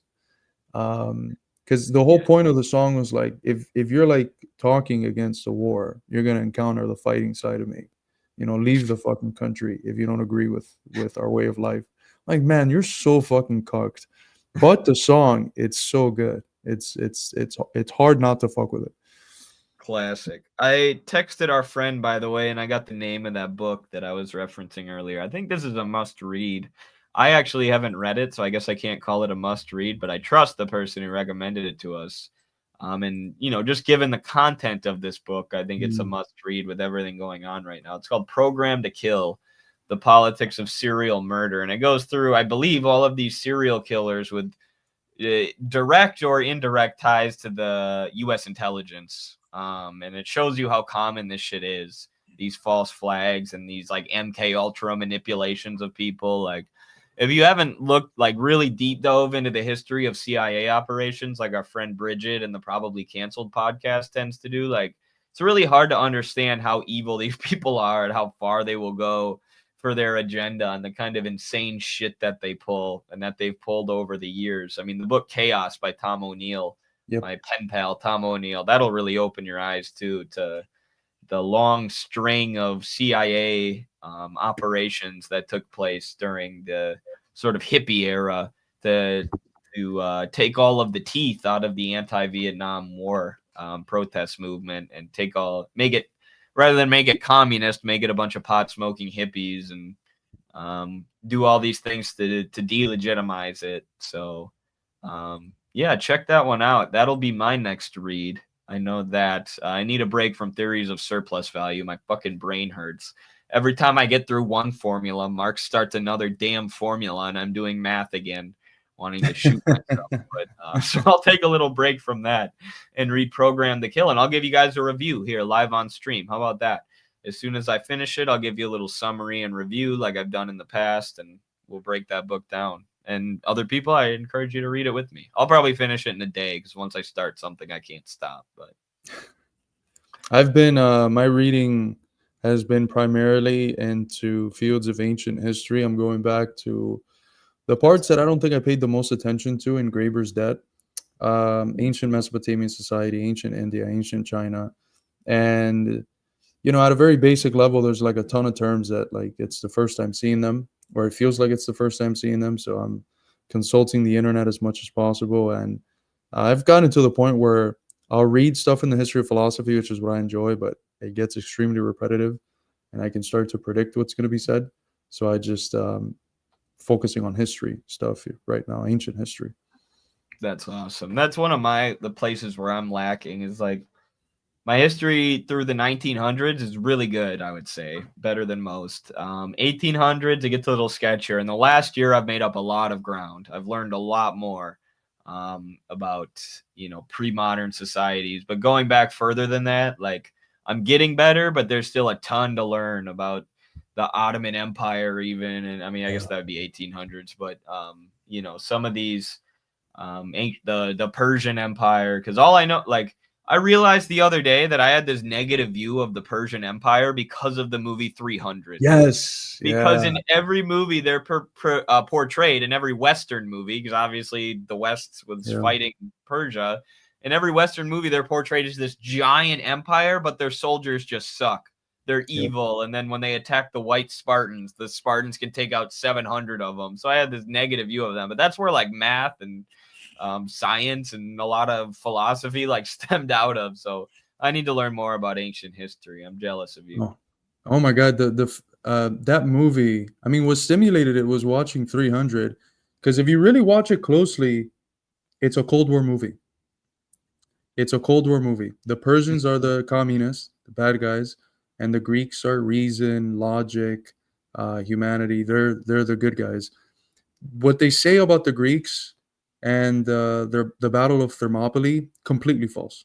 Almost completely false. Everything is dramatized. It wasn't 300. There was many different Greek city-states that Wait, are you participated. telling me there wasn't a hobgoblin who betrayed them to 11-foot tall King Xerxes? Surprise, surprise, there wasn't. That was John Jackman, actually. That was Danny Shaw. Diddy Shaw was out there. No, man. Diddy Shaw was the big guy, the guy that had like the massive trapezoids and was like 7 feet tall. And he was Xerxes. Yeah. No, I had that I had that same realization the other day. I'm like, it's like a West versus East Cold War movie. It just took place, way back when, and they could lie about it more because it didn't, wasn't recent. And you know what's funny? Here's a red pill. We talk about the origins of philosophy in the West and in Greece. We've talked, I think, in the past about the stuff that has been taken from Egypt that the Western philosophers have. But the Western philosophers, they were all working around Ionia and Miletus, which is contemporary southwestern Turkey and was colonized most of that period by the Persian Empire. But it's still considered to be the birthplace of Greek philosophy. When it was basically at this little hybrid point between Persian civilization and Greece. And then the other side of it, where you get Pythagoras and some of the pluralists, it's Italy. So Greece is in the middle. Yeah, in Greece you get Socrates, Plato, and Aristotle, but most of the pre-Socratics, some of the sophists, they're close to Persian Empire or in Italy, right on top of Carthage, which was another amazing empire that supposedly, in terms of civilization, much more advanced and enlightened, like the Persians were. But we don't know dick about them because Alexander's Macedonia, which again, we portrayed Alexander as amazing, student of Aristotle, all this shit. Alexander's Macedonia just completely burns down all the records of Carthage and this amazing civilization. And then that's intensified by the Christians and the burning of the Library of Alexandria, which is in Africa. Tragedy of humanity right there. Yeah, I'm still not over that, it still pains me. That's why we don't know anything about paganism or like anything beyond a certain point because they burned the fucking library. But yeah, it is wild how even ancient history is manipulated. Even the story of Jesus is manipulated to make him not look like a revolutionary. It's wild. I could go. We have some super chats. I just want to say I just recently learned the Muslim view on Jesus, and I was like, what? I was like, I learned my whole life that you guys were like the opposite of us, and that I was supposed to hate you and want to go to fight in Iraq because you guys did 9/11. You hate Jesus and everything I stand for. They love Jesus. He's a prophet. He's like directly in the line of sort of descendants or whatever to Muhammad. They just don't believe in like the resurrection story and stuff. It's crazy how they manipulate this kind of stuff like religion in order to get us to hate each other and justify war. It really, the superstructure, the religious, which religion is a part of, really just morphs to fit the economic base. Fits what the capitalist class wants to do, to the point where they're able to turn Muslims and Christians to completely fucking hate each other. And they've been doing it for years, since ancient history. Can I say something before we get to the super chats that's on the topic? And it really hammers out perhaps one of the most provocative statements that Haas made, at least from the way the left in the U.S. views the world. If you read Graeber's Dead, one of the most interesting things is that you have this dynamic where dissidence against these great civilizational centers comes from what he calls the pastoral fringes, people that are right outside of the city in basically rural conditions. And they get there through this mass exodus. They all get indebted, they can't pay, so they leave civilization with their families. And eventually, when there's enough of them outside, they can begin to try to wage struggles against the city centers. But do you know, Eddie, one of the things that they turn against, besides just the political corruption and the economic situation, the debt, etc. It's the social values, because in these city centers that were parasitic and corrupt, they promoted prostitution. Um, they were not very patriarchal. They had about the same level of representation that we have in terms of women in different liberal positions, law, etc. And they accepted things like homosexuality, etc. So patriarchy historically was something, and these conservative social values was something that came from those pastoral fringes, which were where the revolutionaries were. So for most of the last 5,000 years of revolutionary history, it's basically these peasants that are outside of the city centers waging struggles against the metropole, the center, and all of them are socially conservative. When they reject the system, it's not just economics and politics, but the more liberal social values that go along with it. And when you get these leftists that reject Ibrahim Traore because homophobia is the highest stage of imperialism, as we discovered in the last Metal Gear Red podcast, they're standing not just against actually existing socialist or actually anti-imperialist projects today, they're also standing against the last 5,000 years of revolutionary history. It's quite literally impossible, if that is where they draw their red line, to at any moment in the last 5,000 years to have them be positioned on the side of the revolutionaries. I almost think we should come up with like a different word to describe it, because social conservatism almost doesn't do it justice, because then people think we want to like what Haas said, the disgusting freaks on the far right who are like, we need to marry 16-year-olds in milkmaid dresses, and that's the way it should be, and that's what the liberals stole from us. It's like, that's what people think of when we say socially conservative. It's like, no, we just don't want to live in the capital from the Hunger Games, right? We don't want to live in a society where the rich are like taking pills to make themselves throw up and have no love for their families, but are just living like Hollywood celebrities, engaging in all this sexual debauchery and profiting off of porn, commodifying, sexuality and stuff. Like, that's what we're against. And, like the Hunger Games is a perfect example. Look at how the Capitol looks compared to the regular people. Right. And if you want to call being, a regular working class person socially conservative, fine, but it's just not being bourgeois in your consciousness. Really, it's not being some upper ruling class person who can't be happy, so you got to fill every pore of your body with consumption, and you got to get more and more degenerate in order to satiate your endless needs. Like, we're against that. We're in favor of discipline. We're in favor of loving your family and protecting your family. We're in favor of protecting your community. We don't have hatred for anybody who's a little different, with sexuality or whatever, things like that. We don't have anything against people, but this is what we're saying, is that for years, this hyper progressive, culture war stuff has been it's been like the ruling class, because they're the only ones with enough time to actually engage in that stuff. And that's the only thing that they want to fight for politically, because they don't have to fight for their own economic well-being. They just have to fight for the right to bang anything that moves, or, enforce their cultural values on everyone else. They will pay. They will pay. Everyone's got to watch Metal Gear Red episode 3. We'll watch all 3 episodes if you haven't, but it's on the ACP YouTube. Fucking funny. It's better than any stand-up shit you can watch on the internet right now. It's so good. I love I can't believe we haven't gotten any backlash. People are just scared to even challenge. Because even our haters are probably laughing. You can't watch. They're probably like, this shit's gas. I can't lie. Why won't my camera focus up here? Scorpionic Sag. Sorry, hopefully you're still here, comrades. We got sidetracked for a while, which is fine. I think it was funny.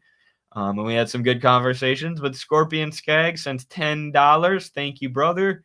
And he says, how would the second Civil War be different from the first one, since there is not a clear geographic divide now between the North and South based on slavery or no slavery? Very important question. This is the question I've been asking myself a lot, is where will the battle lines be drawn? I think the Democrats and Republicans may spark it. Like, we see the Charlie Kirk shooting, violence sort of that fits in the paradigm of the fake two-party system, the two-party distraction, the political circus. rather than within the paradigm that Luigi Mangioni's killing fit into, which was like, regular people versus insurance executives, poor versus rich. This one's a little bit different than that, although, Charlie Kirk is a rich corporate mouthpiece.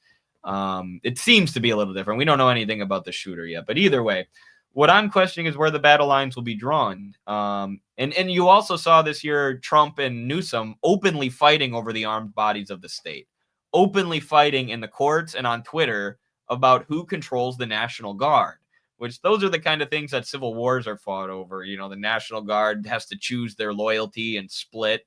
That's the kind of place we're at in America, where they're now openly fighting over the armed bodies of the state who have that monopoly on violence. As Lenin would say, they're the only ones who are allowed to, commit violence on the population with impunity. That's what the state is. A repressive apparatus with a monopoly on the use of violence. And the armed bodies of the state that are the enforcers of that violence and ultimately the enforcers of ruling class power, the capitalist class power, they're now openly fighting over those and who controls those, and not just with elections, but outside of that. And there are real divisions in the ruling class in a way that there didn't used to be. John McCain and Obama were buddies. There's that famous video of someone saying, Obama's not, they're at a John McCain event. And they're like, Obama's not from this country. He's from Somalia. And John McCain's like, no, he's not. He's a very good man and a good person who I just happen to have political disagreements with. That's what it used to be. Now we have Trump versus Biden, Trump versus Hillary, these super stark divisions. Now, will people, go to war for Republicans against Democrats? I don't know. I doubt it. I feel like both parties suck so bad. But that could be the powder keg that sets everything off. Where the dividing lines will be drawn, I don't know. I just know that my dividing line is we fight for the working class. If you're not interested in, taking hold of the state apparatus and using it on behalf of the workers, rather than Wall Street, then you're not our friend. If you are in favor of doing that, then you can join our team when this shit goes down. Yeah, and it's usually the case that what the fight is about at the beginning is never what it actually ends up being about towards the end. The American Civil War started off with phraseology about states' rights to westward expansion. Connected to that was the expansion of the institution of slavery, which clashed with the interests of the North, but it was never about the abolition of slavery. It becomes about the abolition of slavery in the process of the struggle. In the process of the struggle, that contradiction, which was hidden and was a sort of tectonic moves that was happening below the surface, moving everything, it comes to the light as things get shaken up and what was the surface falls to the side, and you see the real ground on which everything was standing. And I think the same thing is going to perhaps happen in the third, I guess, American Civil War, or the second, however you want to classify it. It's probably going to start with some of the commonsensical, superficial political divides that we have now. And in time, as things intensify, the real essence of what's going on is going to come more and more to the fore. That is so well said. I can't say it better myself, but that's exactly what I was trying to explain. It's like the class struggle and people's disenfranchisement, people's, being trapped in debt and not able to pay their bills while all of our money goes to Israel. That's the tectonic plates beneath. That's, the core problem in our country is the rich parasitically, living in luxury off the backs of everybody else. But what happens on the surface isn't always a direct reflection of what's happening underneath. It takes these different forms because of false consciousness and other things. So you have, Trump, the fake anti-establishment guy, the pseudo anti-establishment guy going after Newsom and battling with Newsom, which doesn't necessarily reflect workers versus rich. It's two rich guys battling it out, but it's a result of the anti-establishment populist energy behind Trump, the divisions that's creating within the ruling class, the Democrats' efforts to adapt to that and resist it and maintain control and, sort of normalcy within our liberal democracy. So it's chaotic at first, and the powder keg might be something sort of unrelated. But as Carlos said, when the shit goes down, people will see, just like the Bolsheviks in Russia, right? People just hated the Tsar. The Bolsheviks were a pretty small party. during the February Revolution. But then by the October Revolution, when people really realized what was going on, they sided with the Bolsheviks. Seeing the non-ACP leftists, thank you, Michelle. Longtime Midwestern Marx member and frequent donator. Appreciate your support, brother, very much.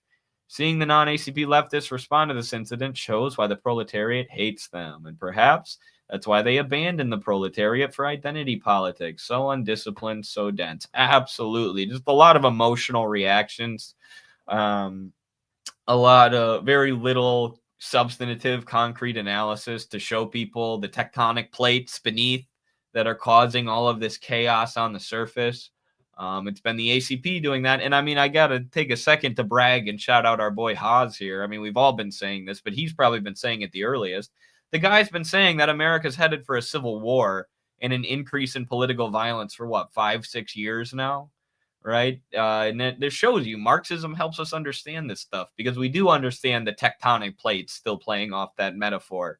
You know, we do understand the system underneath that animates all of these political struggles that seem chaotic and unconnected maybe to the untrained eye. But this is why Marxism-Leninism is the immortal science. And you're absolutely right that is why they abandon the proletariat for identity politics. The proletariat doesn't accept their version of the world. And in this way, it's very similar to Trotsky. The proletariat doesn't accept their exact vision of the world. So therefore, the proletariat is bad and the proletariat is to be admonished. This was very similar to Trotsky, like with his view on the unions. You know, the unions aren't communists, Marxist-Leninists, so they're bad and reactionary. It's like, that's not what they're supposed to be. They're a worker combination.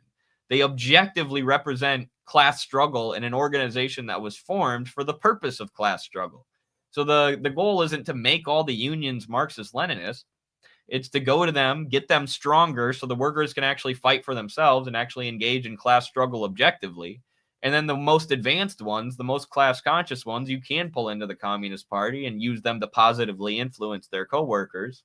But the Teamsters Union is never going to be communist, you know, and that doesn't mean you should hate them and hate the workers because they don't have your exact worldview. And now it's like, you know, at least Trotsky was preaching socialism at one point. Like, these guys are just mad at the workers for not embracing liberalism and bourgeois PMC consciousness.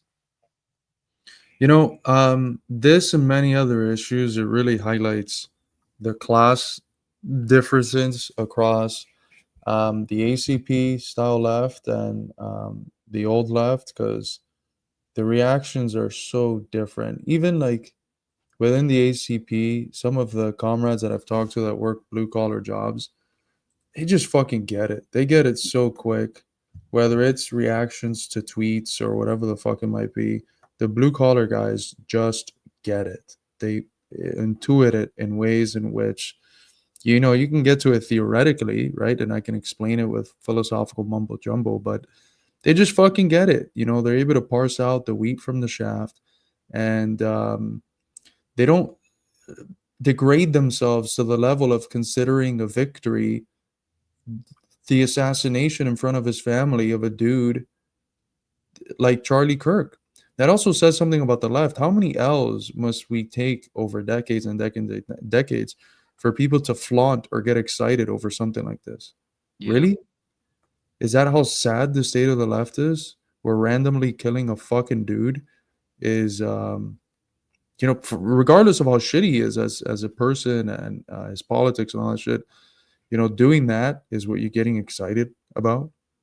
No, you should be infinitely more excited about what we're doing with drayage truckage and with the shit that the fucking party is doing is a million times more exciting than this lame fucking adventurism that's only exciting to fucking people who have Hollywood brain, and just that's really all it is. It just looks more sexy. It looks like a way. It looks like something that's exciting, but it's not. It's the same cope as like protest. It leads to nowhere.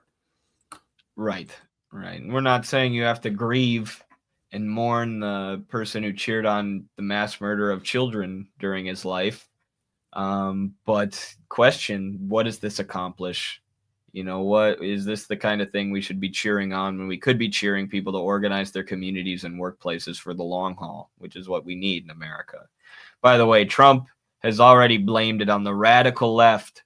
So people like us, communists, are going to get blamed for this because the conservatives, the MAGA people, think that radical liberals are communists, partially because of all the rad libs who call themselves communists and ruin our name by being shitheads while adopting our identity and our name. And partially because of right-wing grifters who have been pushing that idea that rad libs are communists for years. So they're going to use this to palantir us. The people who, you know, have been saying from the beginning that this isn't the way to actually achieve change. Marco, thank you, brother, for the $5. Carlos, what can we learn from failed revolutions that were able to reach parity fighting the state? No one is even ready to confront the state yet. Question for Carlos. I would say the biggest thing that comes to mind right now is Chile. And the most important lesson for any struggle is the necessity of the dictatorship of the proletariat. Take bourgeois moralisms and assumptions about what democracy is, you know, crumble it up, wipe your butt with it, and then throw it out. After you grab power, what matters is sustaining that power. And, you know, how much economic capital you allow the capitalists to have is largely irrelevant. What matters there is how much they're able to help develop the forces of production. But politically, don't give an ounce of space to the old order. Kill it as early as you possibly can. Good stuff. I have nothing to add. And he asked you, so. I want to buy property. Thank you, Takwish, for the $10 super chat. They're rolling in today. I appreciate you guys. Obviously, all of our funding comes from you, the audience, you, the people. We have no corporate funders, and that's why we can come to you and tell you the truth every day.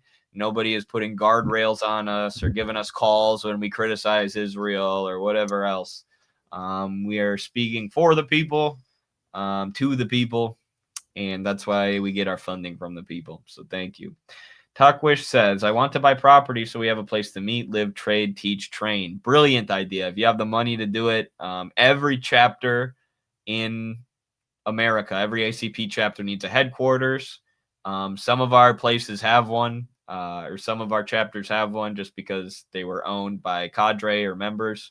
But we need multiple all across the country. We need physical spaces where we can meet and hold events and know that it's secure. Especially in, you know, with all the shit going on right now, we need it to be secure and safe. A place for RBN and Midwestern Marx subscribers. Hell yeah. I love it. I mean, if we could get together with more RBN subscribers and get them plugged in with what we're doing and work hand in hand, you know, that's what the fucking country needs right now. Straight up. That'd be sweet. I have no idea where to buy the land though. Saving up for it, fam. Keep it up, man. I appreciate that. Keep up the hard work. That'd be an amazing, amazing thing for the party and the country and for RBN and Midwestern Marks. Paul Green Dennis, $5. Thank you. And you're looking dapper in the suit, my brother. Thank you very much. Hey guys, what's your reading list essentials for studying up on communism? Thanks.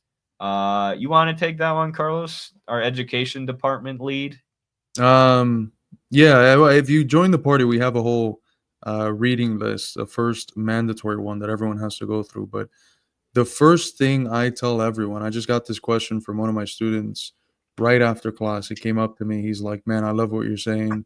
I'd like to just be able to read more to make sense of like where it is you're coming from.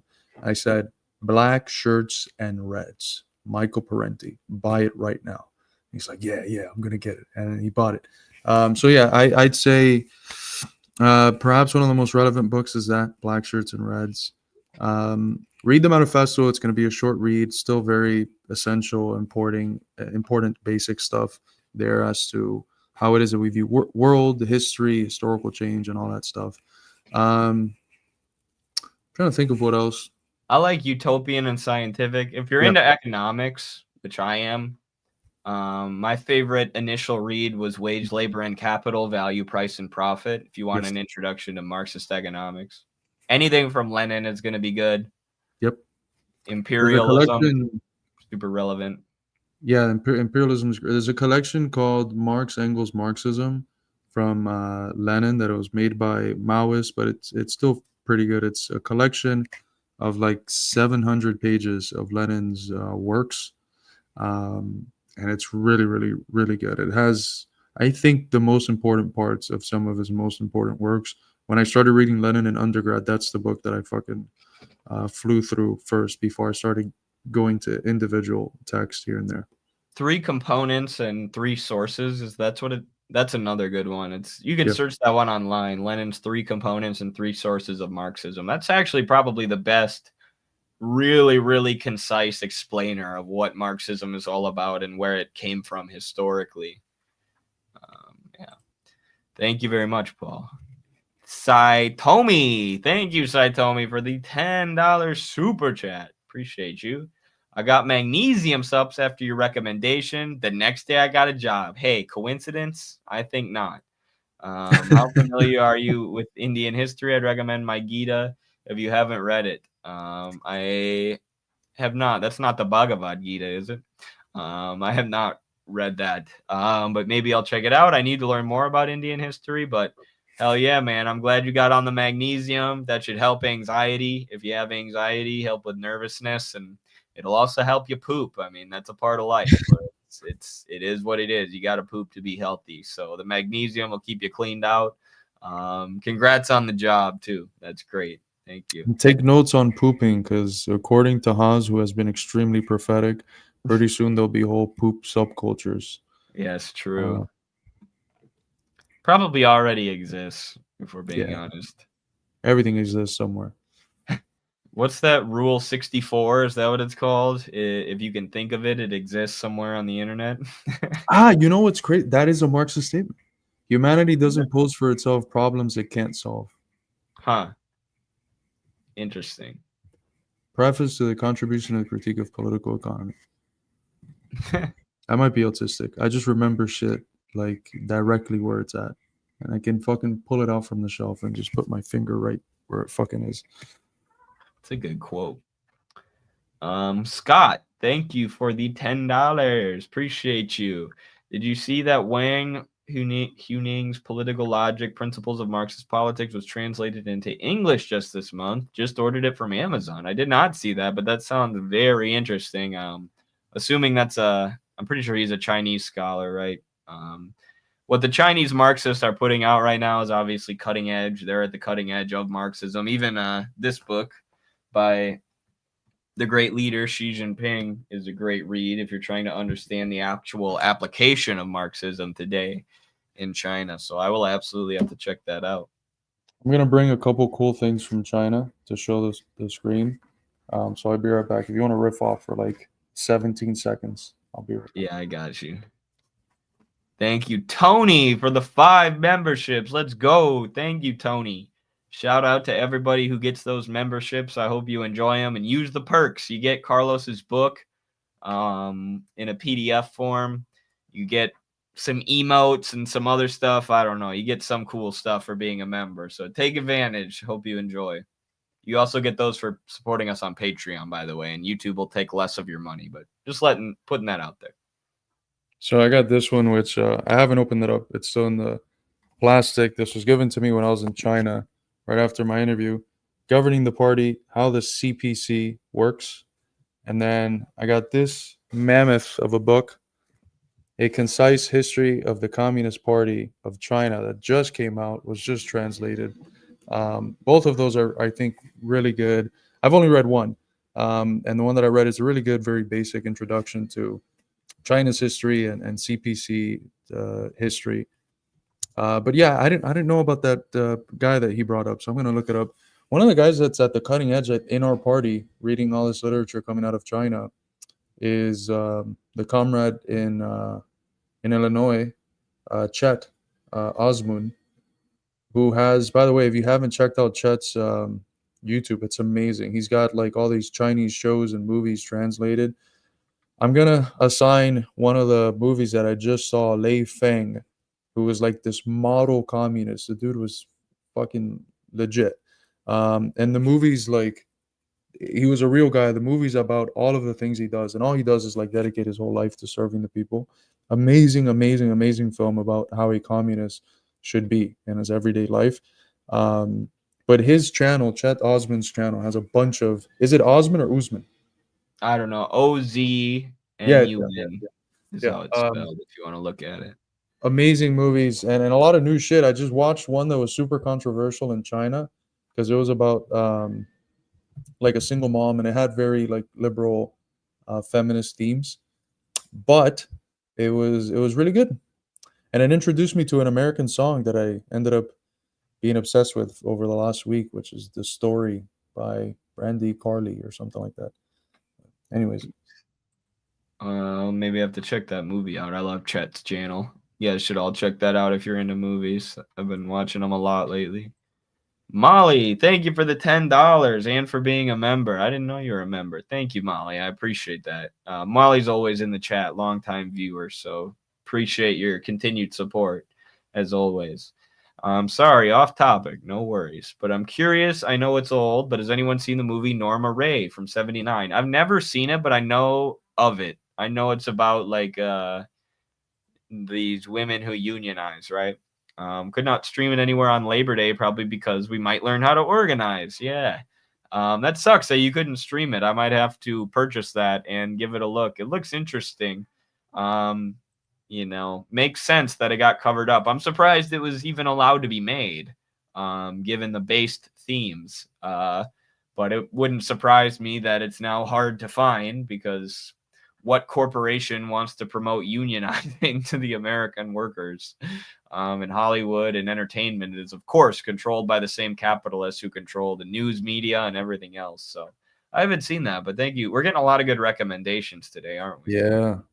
You know what other movies like that? One that was made where both of us used to go to college at in Dubuque. Can you guess the name of the movie? Mm. It was filmed in Dubuque. Almost everyone who lived in Dubuque's grandma was like part of, the background cast. Take This Job and Shove It. Oh. There was a very famous. The song got super famous, but the movie, amazing movie. Shove it. You can't find it anywhere. You cannot find. I saw it through DVD, or it might have even been VHS, thanks to our friend Cruzy. That's so fucked up that they cover up all these great American movies. Like Salt of the Earth. Nobody knows that one. That's like one of the greatest movies ever made. Literally. And it was made with like actual coal miners as actors because they had no money. And they were like only able to screen it at local theaters. It couldn't get any kind of wide release. It was blocked. I think the government actually told movie theaters not to play it. They did that with Spartacus too. Yeah. But it's crazy. Trumbo. And when those films do get made, when people like literally pull themselves up by their bootstraps in order to make these movies and scrape by, they become classics. Yeah. Everyone's like, oh, wow, my life is just like the people in Parasite, or my life is just like the people in Squid Game. I mean, those aren't good examples, but, people love these movies that play up class antagonisms because, of course, they can relate to it.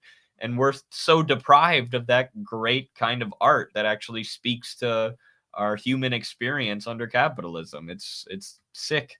Socialism is also a removal of the fetters on culture.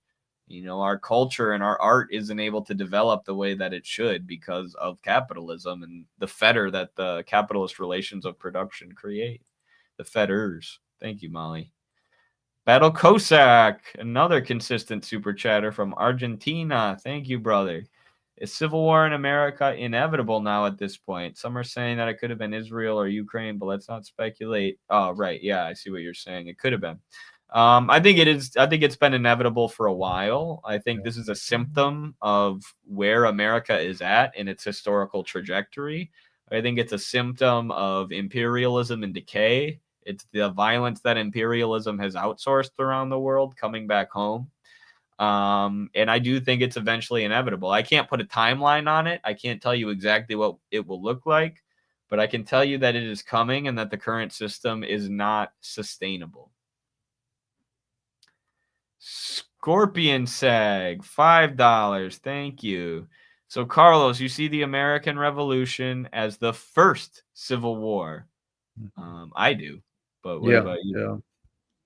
Yeah. And well, if I see civil war and revolution almost like synonymously, a revolution is like a Revolution form is a that the civil civil war. war, a way of responding, a way of concluding a civil war, right?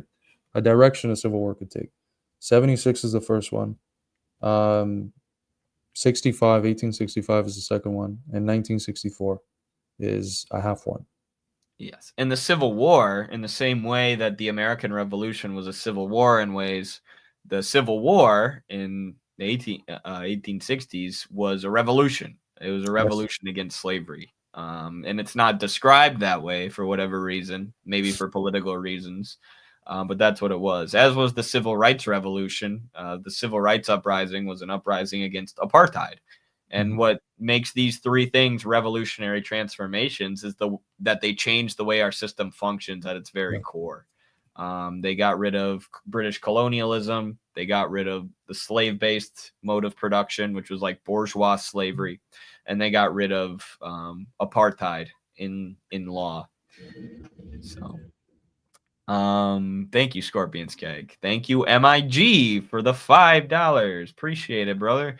I actually started taking magnesium also after you mentioned it. Hell yeah, I got the whole squad on magnesium. We're all going to be well regulated with our bowels. We're all going to have our anxiety under control, and we're just going to be cooking on that magnesium. Thank you all thank you, I guess, for taking magnesium and taking my advice, because it's going to help your life, I promise. Have you read America versus America by Wang Huning? I know a lot about that book. I've never read it, but I know about it. Wasn't that the book that was about political polarization in America and the culture war and how it was driving America to be more violent and more politically radical? And it was written in like the 90s. Is that the book that you're talking about? If it is, I know exactly what you mean. They like predicted everything that's going on in America now, but it was written like years ago. Yeah, published in 1991. Yes. And it's like about how polarized America is and how it's headed for disaster. And it was written 30 years ago. So you can see how long the chaos we're seeing now has been brewing under the surface. And these It was Chinese written have been able in to see 88. What?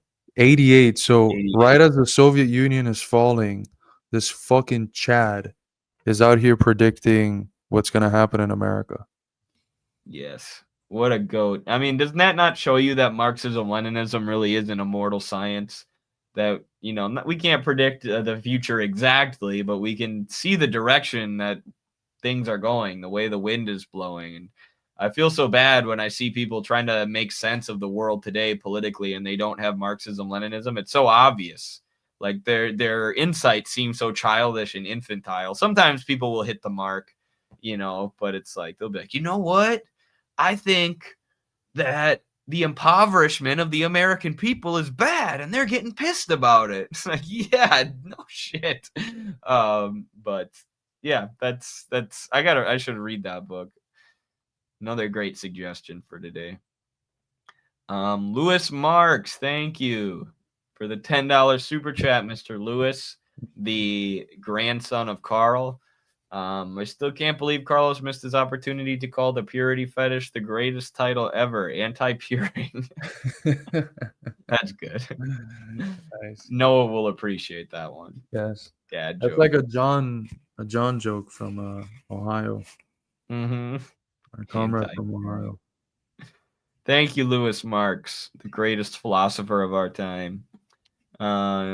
Sebastian G with the super sticker. Thank you, Sebastian, our moderator and producer, member of Midwestern Marks here, one of the leaders of the Midwestern Marks media team, and now Midwestern Marks' greatest funder. Thank you very much, Sebastian. I know it's expensive where you live, so I appreciate you sharing a little bit with us in a much more affordable place. Well, me at least. The winds are subject to change, though. Very true, which is why we're non-dogmatic and we constantly have to update our ideology. But generally, you can tell where things are going. Economic systems decay. class struggle intensifies, it culminates in something, systems change. I mean, this is a pattern we've seen throughout history for so long now. So, but yeah, you can't predict the future exactly. And some Marxists got like overboard with that. Especially when they were, you know, confident when the Soviet Union existed and China existed before the split. It was like, okay, a third of the world is communist. Here we go. The capitalist countries will topple any day now. And here's how it's going to happen. You know, you can't ever predict exactly what's going to go on. If you get too overconfident, that's when the capitalist class makes gains on you. So yeah, you can't predict the exact future, and you got to be careful and not be overconfident to the point of arrogance, but you can generally see where things have are you going. seen one of those maps of like the height of the Cold War, where red was like communist and socialist states and blue was like quote unquote democracies? It was hard. Can you imagine just being at that time and not being insanely optimistic? Because yeah, it was 1/3, but the way it looked like on the map, it looked like 70% of the planet was communist. It would have been hard not to be optimistic. It would have been like, here we go, the domino effect is coming. Trotsky's going to get his permanent revolution. But then a lot of those people who were overconfident were crushed by the collapse. So, you know, you got to find that middle ground and always be pragmatic. Should we watch this Trump video? Trump just did a short little whatever press, not a press conference, but a message from the Oval Office about Charlie Kirk. So let's see. Let me make sure that I have my screen or my sound on. Actually, I'll reshare my screen. This should be interesting. I don't know whatever happens to you, but after seeing so much Shane Gillis, Trump feels like he's cosplaying as Shane Gillis playing Trump. Yes, absolutely. Shane Gillis is the real Trump. Yeah. This just came out, so this is a live reaction. We are watching this live with you guys. Let's see what the bad orange man has to say. To my great fellow Americans, I am filled with grief and anger at the... I do hear Shane Gillis. That's all I can hear now. He's got some brewskis behind him. He ungayed Bud Light single-handedly. Rosie O'Donnell. What a big... Addressing the nation. Yes, exactly. The fireside chat. Heinous assassination of Charlie Kirk on a college campus in Utah. Charlie inspired millions, and tonight all who knew him and loved him are united in shock and horror. Charlie was a patriot who devoted his life to the cause of open debate and the country that he loved so much, the United States of America. He fought for liberty, democracy, justice, and the American people.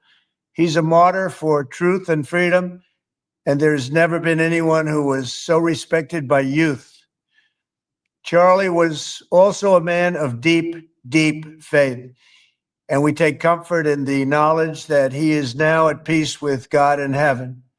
Our prayers are with his wife, Erica, the two young, beloved children, and his entire family, who he loved more than anything in the world. We ask God to watch over them in this terrible hour of heartache and pain. This is a dark moment for America. Charlie Kirk traveled the nation, joyfully engaging with everyone interested in good faith debate. His mission was to bring young people into the political process, which he did better than anybody ever, to share his love of country and to spread the simple words of common sense. On campuses nationwide, he championed his ideas with courage, logic, humor, and grace. It's a long past time for all Americans and the media to confront the fact that violence and murder are the tragic consequence of demonizing those with whom you disagree day after day, year after year. I mean, what the hell do you do with your political enemies? You don't think you play any role in that, in driving polarization? I mean, I like the anti-establishment populist rhetoric that he had on the campaign trail. I would have liked it A lot more if he actually followed through on it, right? There are some divisions that matter, owning class versus working class, but now Trump is totally ignoring that. He's just trying to do class collaborationism and unite the nation behind culture war bullshit. It's like you're driving this, every bit as much as the Democrats, and almost even worse because you promised to actually change things for the people, and now you're not. So they're going to be even more desperate. Someone says that it looks like he's reading from a teleprompter, and I don't know what to think anymore. Because the other day I saw a video of Keir Starmer presenting to him a letter from the king, and it was suggested that he doesn't actually know how to read. So he was looking at it, he's like, "Wow, this is very impressive." And then he gave it to Keir Starmer to read out loud. So I don't know if the man knows how to read or not, but yeah, it kind of looks fucking AI. Isn't that crazy? It does, and he's also covering the spot on his hand, like Yeah. Thank you, Talkwish, for the $2. He said he hung out with Shane Gillis. That's awesome. That's one way to put I'm it. jealous. I'm banned on Discord. Can the mods let me know what I did wrong? Oh, that's weird. Yeah, I'll get you unbanned, Red Maze. Sorry about that. Thank you. Sometimes our mods are a little bit harsh. Old Red Chilean doesn't take any prisoners. He'll just fucking ban you. Thank you, though, Red Maze, for the Leave him super. alone. He's suffering from like the fucking trauma of 1973 and the overthrow of Allende. So Yes. in the most hateful and despicable way possible.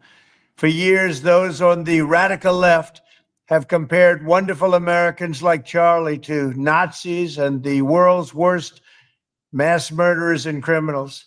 This kind of rhetoric is directly responsible for the terrorism that we're seeing in our country today, and it must stop right now.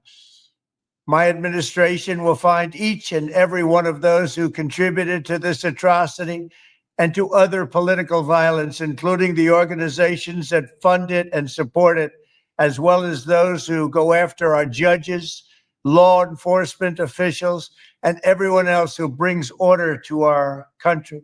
From the attack on my life in Butler, Pennsylvania last year, which killed a husband and father, to the attacks on ICE agents, to the vicious murder of a healthcare executive in the streets of New York, to the shooting of House Majority Leader Steve Scalise and 3 others, radical left political violence has hurt too many innocent people. And wasn't there an attack against Democratic lawmakers like not that long ago? Minnesota?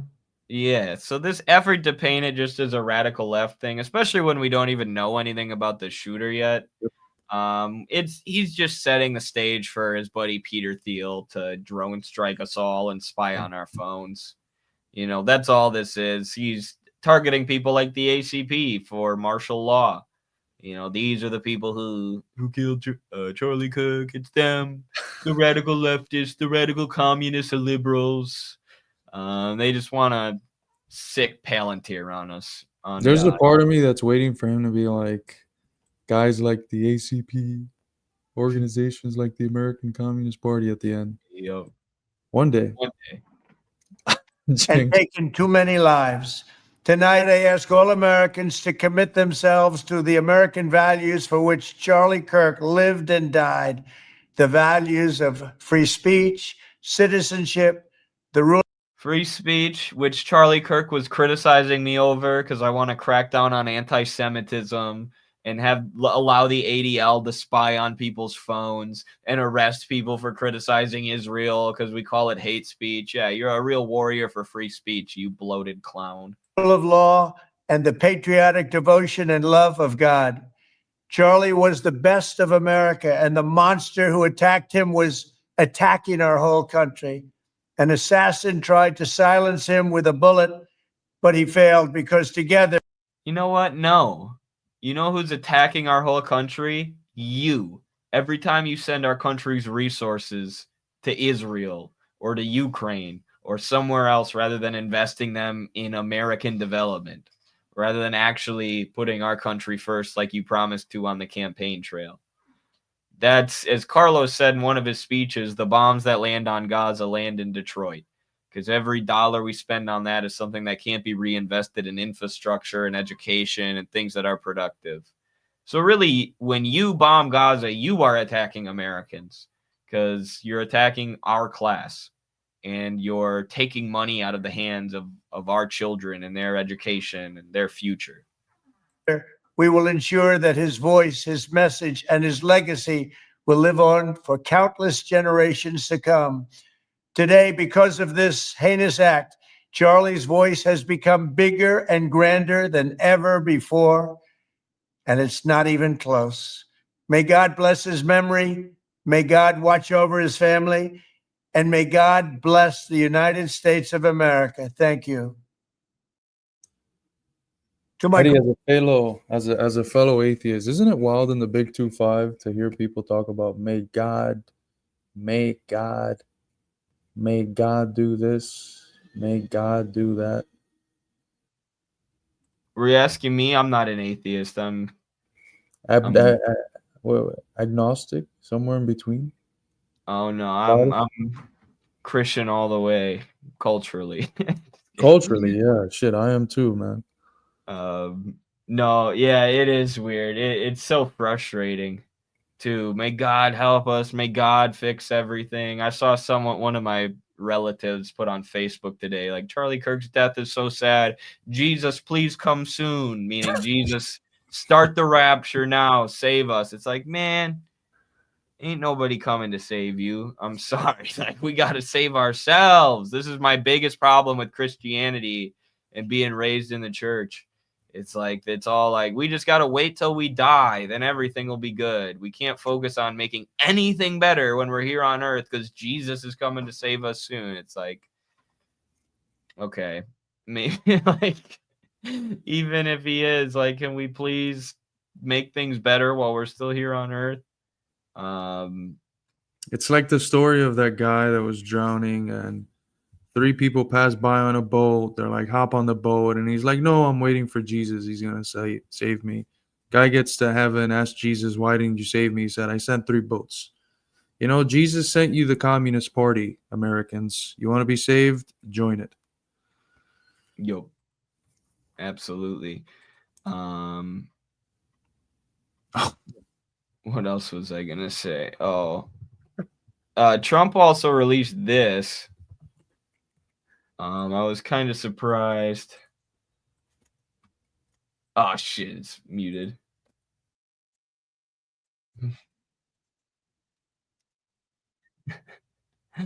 I was trying to share my screen. It didn't work as well as I wanted it to. I was trying to play Shane Gillis.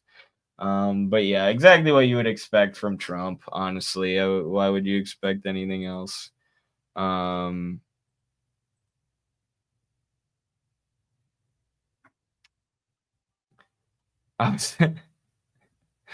Oh, it turns out they arrested the shooter too, actually.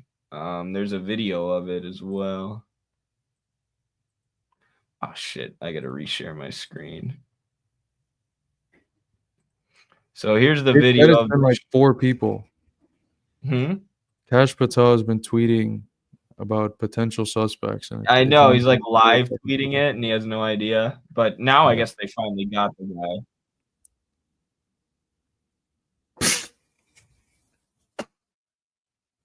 I thought it was Punxsutawney Phil for a second. No, why is Kash Patel doing that though? He's like live tweeting it. He's like, we got the guy. And he's like, we released that guy because he wasn't the guy. Like that one dude who looks like Larry David. That at first we thought the shooter was Bernie Sanders, or Larry David. And apparently it's not that guy. And you see all over the internet, like, people are like doxing him. They found out who he was. They're releasing his name. Like, this is the monster who murdered Charlie Kirk. And meanwhile, the police let him go. Like, clearly he didn't do it. Or at least they're saying he didn't do it. And now all these people are smearing him as like a political assassin. I think he was just some wild liberal guy who like got too wild at protests all the time. So the police didn't really like him. And they're just like, it must have been him. But apparently he shouted after it happened, I'll do it again. was another report that I saw. Like he was doing the meme, the goofy meme, where he's like, "I'll fucking do it again." Like, apparently he felt that after the shot, which is like, well, you're probably going to get arrested if you do that. And they had arrested him with obstruction of justice. I don't know why. It was because he was resisting when they were hauling him off, or if it was because he threw the police off by saying, "I'll do it again," when he didn't actually do it. He knows how to party. Sucks to be that guy. What? He knows how to party. That's got to be like a skit, man. You're getting arrested for some shit you didn't do, and you're like, "I'll fucking do it again. I'll do it again." They found the most unhinged liberal. He's like, "I didn't do it, but I would have." Like, all right, you're going to jail for a little bit. I wish I did it. I wish I did. Matter of fact, I might go ahead and do it now. You shouldn't have let me go. Give me a good idea. You dropped me off at Mar-a-Lago. I was listening to these like establishment cuck right wingers, and they're like so pissed off at Kash Patel. They're like, "Kash Patel, what the fuck are you doing? It's been 10 hours. You've given us 4 subjects. This isn't a live stream you're doing 10 years ago. You're the head of the fucking FBI, and you're making it look bad." You're going on Joe Rogan's podcast next week, and you're telling them aliens exist. I'm thinking it's Kash Patel, the picture where like his eyes are like zoomed in or like expanded, and he looks like a fucking frog or something. He's such a creepy looking dude, especially now that he's like MK Ultra by fucking being in the administration after saying he was going to expose the Epstein files and stuff. He looks even more crazy now. That's been the main switch in American imperialism. Before we had normal looking people doing creepy shit. Now we have creepy looking people doing creepy shit. Yep. Talk about fluoride stare. Holy shit. They MK Ultra this man. They're like, "Oh, you want to figure out about Epstein? Come into our LSD torture room. We'll tell you all about it." And then he walks out like, "There's no files. They were telling the truth the whole time. In fact, I don't even think Epstein exists." But the victims, Eddie. Yes, but we need to protect the victims who are now releasing their own list because you dropped the ball so hard, Kash Patel. The poor victims. I hate to bring it up. I don't like to speak ill of the dead, but between the inflation of that guy's eyeballs, the JD Vance meme, and the Charlie Kirk small face stuff, it's hard to think of which is funnier. I know, dude. I'm not gonna lie. I had that thought. I'm like, I'm never gonna be able to use that meme again. I got so much traction off of that meme, dude. Oh my Sad. God. I won't be able to verbally spar with Charlie Kirk anymore. That is a loss. He gave me a lot of viral videos. I'm not gonna lie. He said some dumb shit, but yeah, he could have defeated him with words, guys. You didn't need to do an act of terrorism. It wasn't that hard to defeat him with words. It's not like he was a genius. And it's not like he was saying anything insightful. He's just a corporate mouthpiece. They're just going to replace him with a new one. So congrats. But Hassan Piker. You want to talk about the Piker video where he talks about the ACP? Or did you cover that already? Oh, we could talk about that quick. That can be our last segment today. Is this a joke? No, it's not a joke. It's real. No, we're only laughing because we've been streaming for 2.5 hours. We were serious at the beginning. No, it's not a joke. It's real. Are we breaking this news to you right now? No. He actually. They just woke up. Yeah, they're probably in another part of the world. I was wondering if anybody would join the stream who hadn't heard about it yet. Yeah, he got shot in the neck. There's a video of it. Oh my God, we're like the worst way you can possibly find out. Yeah, right. if you wake up, open our stream, and just hear us laughing 3 hours in, possibly the worst way you can find out about this. What if the Kirk King stage? He's retired of that. They're in the same witness protection home. They just live together now on a farm in Utah, surrounded by FBI agents. It was all CGI effects. Holy shit. That's where Tupac is at as well. Do you have that video of Hassan? Oh, it's on the Midwestern Marks Twitter. Yeah. So here's Hassan Piker saying that, well, it's the best promotion we ever could have gotten from Hassan. I hope Hassan continues to say shit like this forever. So here we go. He's talking about Nick Fuentes, who we're going to do a stream on soon. We were going to do a stream on Fuentes today, but obviously Charlie Kirk news took priority.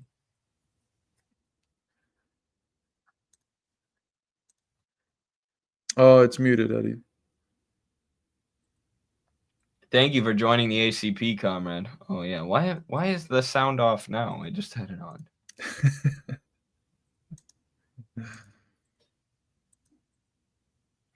Parker's in Cuba. He's not with Epstein.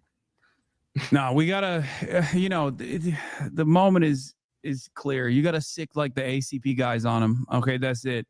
You gotta get one of those like Haz al Dink type motherfuckers to just like eat his ass alive. You know, let him fight. Whatever the fuck his name is. What is it? I love how he pretends he doesn't know Haz's name when he gave Haz the same nickname that he gave Jackson, Hinkledink and Haz al Dink. Like, clearly you know exactly who they are, buddy. You can try to play it cool as much as you want. You know who we are, and you're scared that we're turning your audience away from your soft liberalism, and that we're the future of the American left-wing politics. You're well aware of that, but isn't that great? We've been saying for years that these liberal leftists are not equipped to fight fascism, and that we are. And now the liberal leftists are saying that. They're like, I can't do this. I can't deal with this, overt racism from the right and this JQing from the right. I'm not equipped to handle it. We need to sick the ACP on them. Like, yeah, bud, we know. We know you're not equipped. That's why we formed our party. Because we know the left is filled with a bunch of pansies like you who aren't ready for the current historical moment because you're too attached at the hip to the Democrats and to liberalism. That's why we formed, so we can have a sovereign left that can actually fight the battles that need to be fought in the modern era. So you're not telling us anything we don't know, but I appreciate you telling it to your audience. And the whole shtick is up, guys. The whole shtick is up. You can't say one day ACP is fascist, ACP is a crypto scam, ACP are feds, and then the next day say, hey, this real like fascist guy, we need to stick the ACP on him. Well, who is it that you stick on the fascists? You stick the fucking real hardcore communists, because as Haas is fond of saying, only a Stalin can beat a Hitler. So the shtick is up. You can tell that from the beginning, they never actually believed any of the rumors and bullshit they spread about us. So the question then becomes, why do they spread it? And it becomes very clear that it's for the sake of preventing the emergence and the development of any communist movement. They're the gatekeepers, as Eddie calls them, of the left. And Hassan is one of the biggest ones. Exactly. They're an ankle weight around the ankles of the left that wants to run, but there's this weight tying it down, or there's a chain. Hassan is the chain, and the weight is the Democratic Party, and it's the whole liberal ideology that goes with that. And he's trying to be, in our camp and the communist camp while keeping one foot in the Democrat liberal camp, and you can't do that. The liberals consume you, because at the end of the day, all you're doing is pushing your audience away from outlets like Midwestern Marx, RBN, and the ACP, and you're pushing them towards the Democrats, Nancy Pelosi, AOC, the fake progressive wing. The Albanian dude. That's an insult. He's Lebanese, you racist. Haas should make a TikTok like really deeply offended. Like, enough brown on brown Albanian violence. He misconstrued my racial history. What a racist. It's very interesting. That we've said for years that these guys know. These people like Hassan, they know that their time is ending and they're going to have to get with what we're pitching, or they're going to have to get out of the way. I've been saying for years that they know it, and this is proof. He knows the political moment that we're going into. We're going into a crisis where it's going to be communism versus fascism. And if you're doing this liberal, democratic, socialist tap dance, when shit hits the fan and we're in like a civil war scenario where all the institutions are breaking down, you're going to look like the ridiculous, non-pragmatic ones, and we're going to look more pragmatic. I mean, it's easy to say now when we still have the facade of democratic institutions to be like, revolution, that's too far. We got to work within the Democratic Party. That sounds pragmatic now, but wait until the Fuentesites are like armed and people are killing each other and the institutions and the police aren't doing shit about it. And the National Guard is fighting and splitting. It's going to, working through the elections to fix that situation is going to look just absurd. It's going to be laughable, the same way that you guys have mocked us for preaching a revolutionary solution for years. And the ACP, led by Chairman Enver Aldin, or Haz Hoxha, is Hoxha Aldin is going to get the job done. Everyone's a revisionist except Hoxha Aldin. Uphold Hoxha Aldin thought. Instead of instituting like atheism as a state religion, we're just going to go with Sharia law. And it's going to be great. It's going to be just like the Wikipedia says, red-green alliance. Red-green, baby. I got to make a tweet right now. Hassan called Haz Albanian. Lol. Lol. Old Hoxha Aldin. Now I need to. Okay. I'm not going to post that yet. Make sure you boost it when I do post it, but I'm going to make a picture of Hoxha mixed with Haas and then I'll post it. Nice. The powers of AI. It's great. Well, you got anything else you want to touch on, Carlos? No, not much, man. It's been a very eventful day, or last couple of days. It very much has been. We'll be back soon. Hopefully next week we'll do our takedown of Nick Fuentes and the Groypers. We're going to be eating frog legs next week, y'all. Get the deep fryers ready. We're throwing the Groypers in and we're eating them whole. So prepare yourselves. Nobody is safe from our Marxist-Leninist wrath. But shout out to everybody in the chat. This is the most viewers we've had in a stream maybe ever. Kind of expected that with the news and the title, but super cool to see everybody in here. Super cool to get all those super chats. You guys are the best.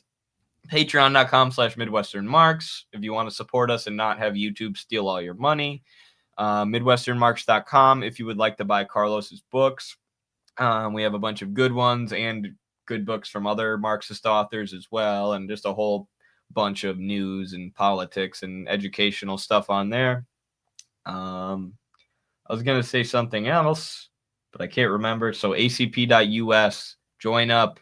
The time is now. The conditions are ripe for revolution. The contradictions are coming to a head. Don't wait. Don't be scared. Have courage. Stand up tall with your chest out. And don't be apathetic and bury your head in the sand until it's too late. Stand up and fight for your country. It's time to say enough is enough. Beautifully put. And yeah, insane amount of people in here. 37,500 of you. I think it's the highest we've ever done, as Eddie said. And yeah, change is possible, guys. We just need to fucking do it. It's not going to come out of nowhere. It's going to take us uniting and working methodically towards it. So join if you haven't already. Join. That's really, you should wake up every morning thinking, okay, today's the day I'm going to join the ACP. Or if you're already in the ACP, today's the day I'm going to help bring a little bit more sand over so that I can move 2 mountains in due time, as Mao said. Hell yeah, what a great quote. Little bit of sand each day, 1% better each day. It adds up over time, but the more people we have, the more growth we experience, the faster we can move that sand. So join up, guys. We'd love to have you. We'll get you plugged in right away. Thank you very much. Solidarity. Stand up, all victims of oppression, for the tyrants fear your might. Don't cling so hard to your possessions, for you have nothing if you have no rights. Let racist ignorance be ended, for respect makes the empires fall. Freedom is merely privilege extended, unless enjoyed by one and all. So come, brothers and sisters, for the struggle carries on. The International unites the world in song. So comrades, come rally, for this is the time and place. The international ideal unites the human race. Let no one build walls to divide us, walls of hatred nor walls of stone. Come greet the dawn and stand beside us. We'll live together or we'll die alone. In our world poisoned by exploitation, those who have taken, now they must give. And end the vanity of nations. We've but one earth on which to live. So come, brothers and sisters, for the struggle carries on. The International unites the world in the song. So comrades, come rally, for this is the time and place. The international ideal unites the human race. And so begins the final drama, in the streets and in the fields. We stand unbowed before their armor, we defy their guns and shields. When we fight, provoked by their aggression, let us be inspired by life and love. For though they offer us concessions, change will not come from above. So come,